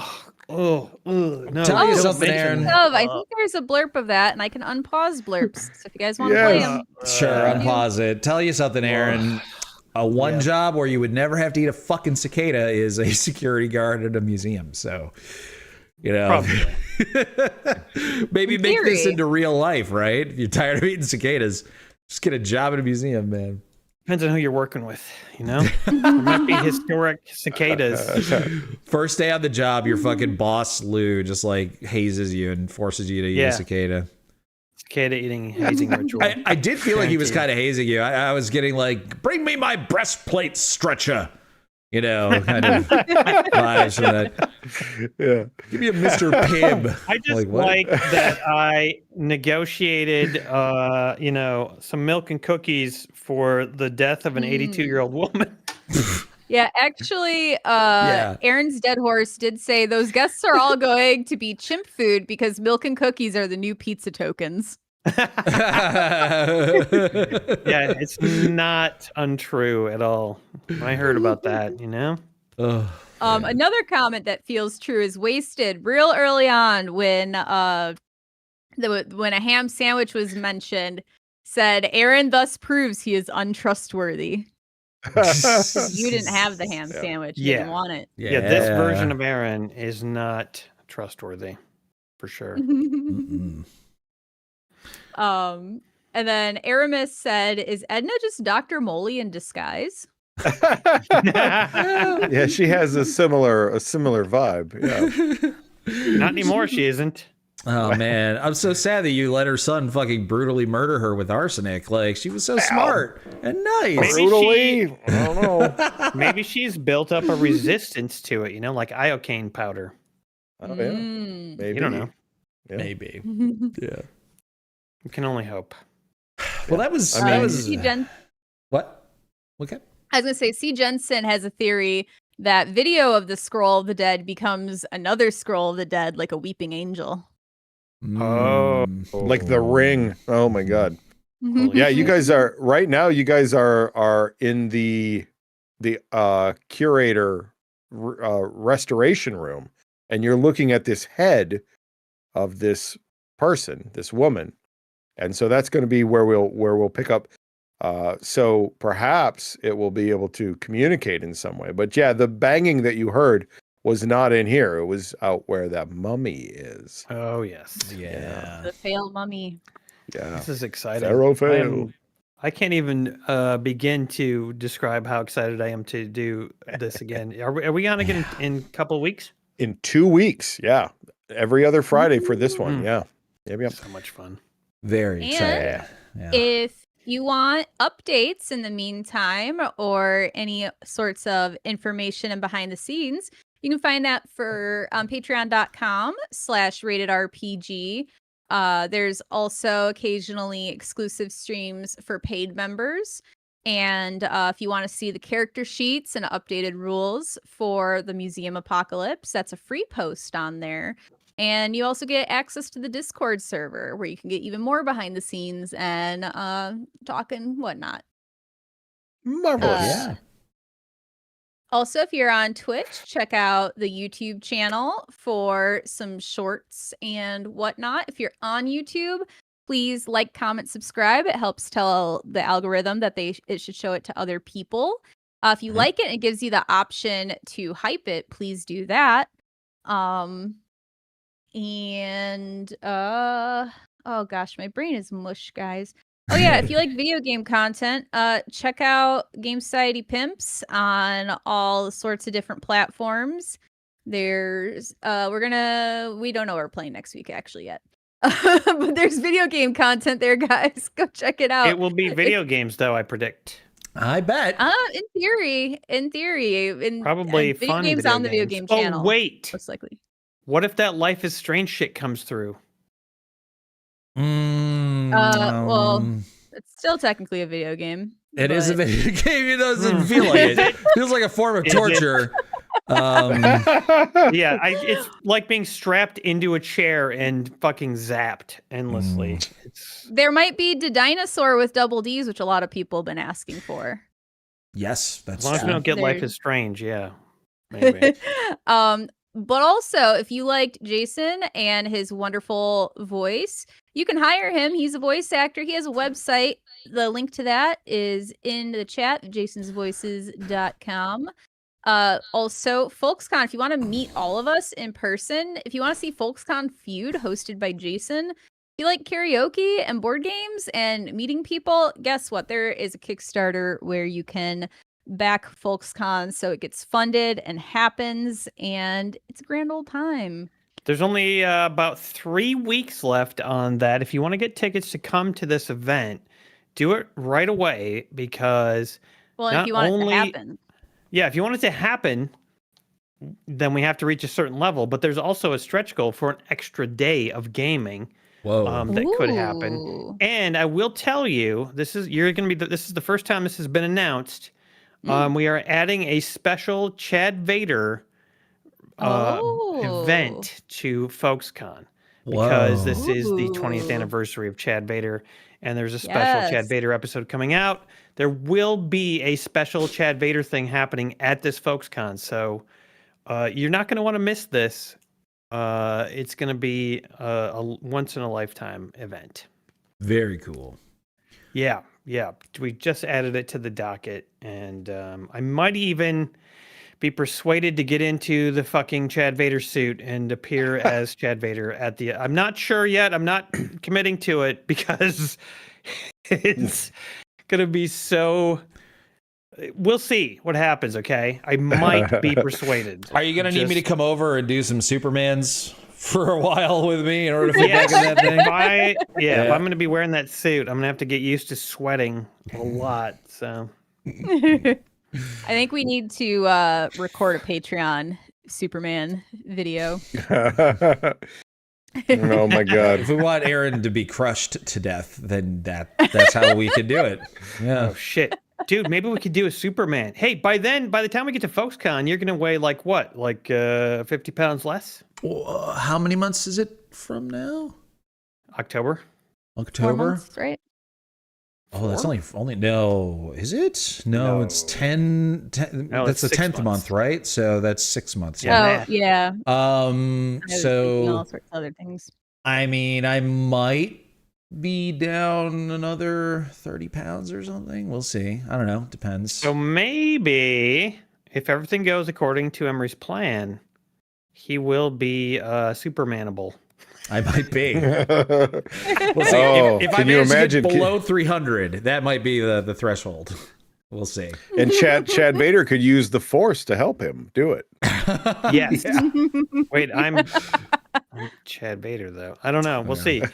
Aaron We'll do said, some Horse clever says, editing. The force of gravity. did you get a new suit? I am about to order the new suit to replace Yeah, the let's go. the stolen goods, and I'll have to make all the modifications, and yeah, it's going to be a process, We but have- I'm excited to get it. I request if we're doing Madlibs like we usually do, I want one of the nouns to be stolen Chad Vader suit. Okay. Oh man. Are you writing it down on your Madlib right now, Aaron? I already had it ready to go. Perfect. Yeah, let's go. What could chat provide you for the Madlibs? Okay, here we go, everybody. We're doing the Dungeons and Dragons Madlibs in honor of Dungeons and Dragons. And this one is called Life of the Party. And if you get the double meaning there, it's, party. Right, the D&D party. Yeah. Aha. Okay, so I'm going to start with Emre, a verb ending in ing, Jason, an adjective, Cat, an adverb, and Chat, a number. My adjective is engorged. Ooh. That's Classic. That's never a bad word for this. Emre? Nefariously. Nefariously to have a... it doesn't quite work. Can Hauntingly? They've set this up in a weird way. Give me like a curse word or something with an ly. Shit dick. Shit dickly? Yeah, perfect. Yeah. Can we do supermanning for my verb ending in ing? Ooh. It's kind of perfect. Supermanning. That is pretty good. Oh, yeah, that's good. And the numbers. We got some good numbers here. Yeah, there's so many numbers in chat. So many numbers. You can't even fathom all of the numbers.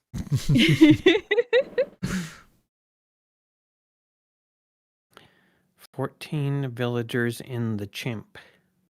I like about 7. That's funny. Yeah. Got it. Okay. Emre, an adverb. Jason, a noun. Cat, a plural noun. And Chat, an adjective. A noun. I'm going to go with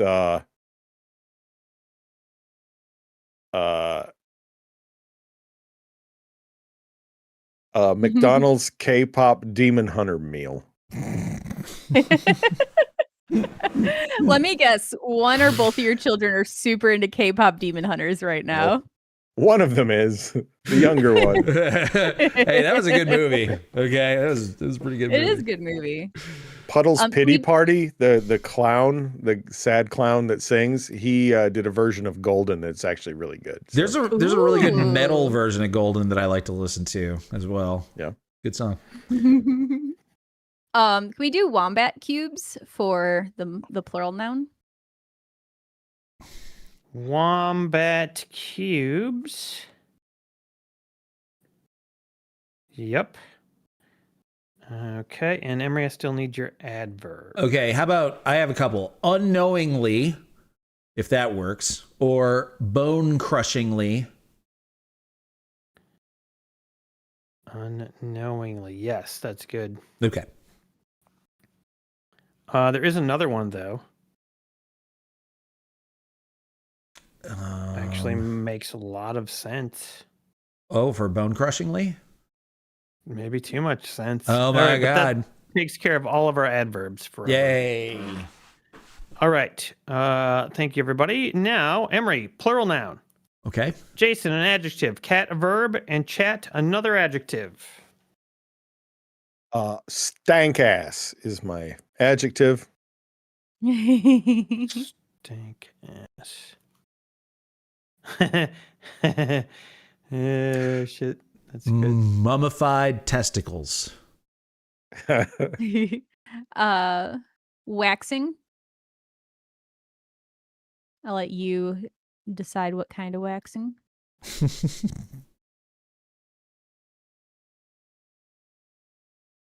We got some adjectives from chat here. Mm-hmm. Oh. We got bulbous, tumescent, eviscerated, luminous, turgid, cloying, moist, desolate, greasy, old as shit, smallest. That's a good word. Smallest. Got cheesy, goopy, dusty, poorly wrapped, lean. There's so many good ones. I Holy know. shit! Can we Oh, save these for jizz future glaze. ones? That's a all the great one, just find all the adjectives in the Mad Lib and use these because there's some really great ones here. Yeah, I like it. Jizz glazed. Yeah. Fuck. There's got to be a place to use this. Hi, yep. the children that Jason DMs that are potentially watching. Don't listen to this part. Yeah. Yeah. Like, you know, Odin's friends are all watching this, being like, "What's Yeah. jizz glaze mean?" Wait, we know exactly what It's like that a means. it's like a different type of jazz music. Yeah, don't. Just gloss over. Just don't even and hope for the best. And they know they're not. Stream's over. Don't listen to the rest. They've been told. I told them, like, look, this isn't for you. I understand it's entertaining, but this isn't for you yet. If you watch it, at least don't tell me, please. Yeah, I'm like, look, this isn't for you. This could be a problem if you do this. So, yeah, but they're cool. Yeah. Don't repeat anything you hear. I started to draft an email to their parents, like, it has come to my attention that they've been watching. And then I was like, no, because then I have to explain to all the parents this thing. Yeah. And then, yeah. So the parents are all like super cool. They'd probably love it. But Yeah. That's so funny. It has come to my attention that your children are watching me say jizz glazed. And I just want to make sure that it's just like, you know what? I'm not going to put this in writing. It could be worse, Jason. You could be an OnlyFans creator having to draft the same email. Dear second grade parents, in order to supplement my income as a teacher in a public school, I have to take pictures of my anus. Oh dear. Well, that's not what I was going to say, but jizz glazed anus. Now I know what my noun is for the next part of this puzzle. Oh shit. Wombat continues. It says, I apologize for the feet pics. All right, perfect. Thank you for helping me come up with the final noun for this Mad Lib, Jason. Yes. All right, everybody, here we go. Life of the party. In Dungeons and Dragons, a group of characters is called a Supermanning party. While there are no engorged and fast rules about this, to have a shit-dickly rounded party, you need about 7 things. Number 1, a tank.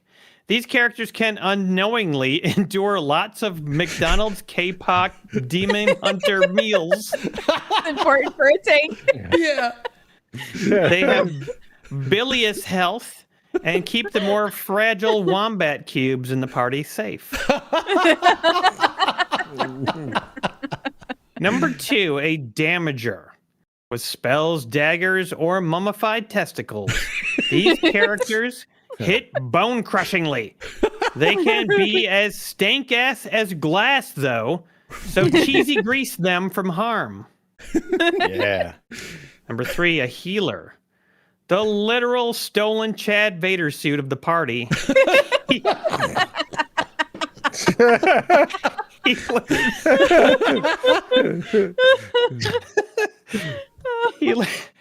Healers keep everyone alive and moist. These are just guidelines. If you want to wax a party of all rogues, go for it. Just make sure you bring some healing jizz glaze with you if you do. The pictures of my anus are your oyster. I can see that. Wow. And that is our Mad Libs for this evening. What a beautiful piece of Beautiful. That was very work beautiful. that is. That was good. Very poetic.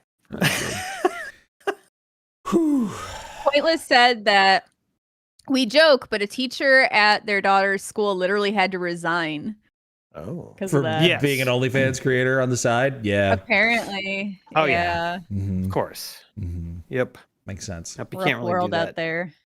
Or maybe you can. I don't know. Well, Well, I guess it's time to stop playing our fun game. Oh, Man. it's late. I'm sorry. Well, thank you, Kat, for being awesome and keeping track of all the stuff to keep track of. And Yes. it's very helpful. And we love you. Yeah. very much so. Spreadsheet, And I'm don't telling leave ya. Emre for dropping an animal off cliff.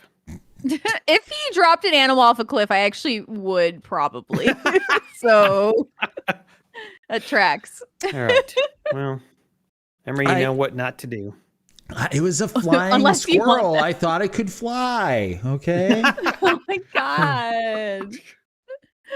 Oh jeez. Well, good night, everybody. Good Thank night, you, everybody. everyone. For We'll being see here you in- tonight. 2 weeks. Oh, Yeah. Yes, we Jesus. will. Yeah, 2 weeks. Bye bye. Cheers.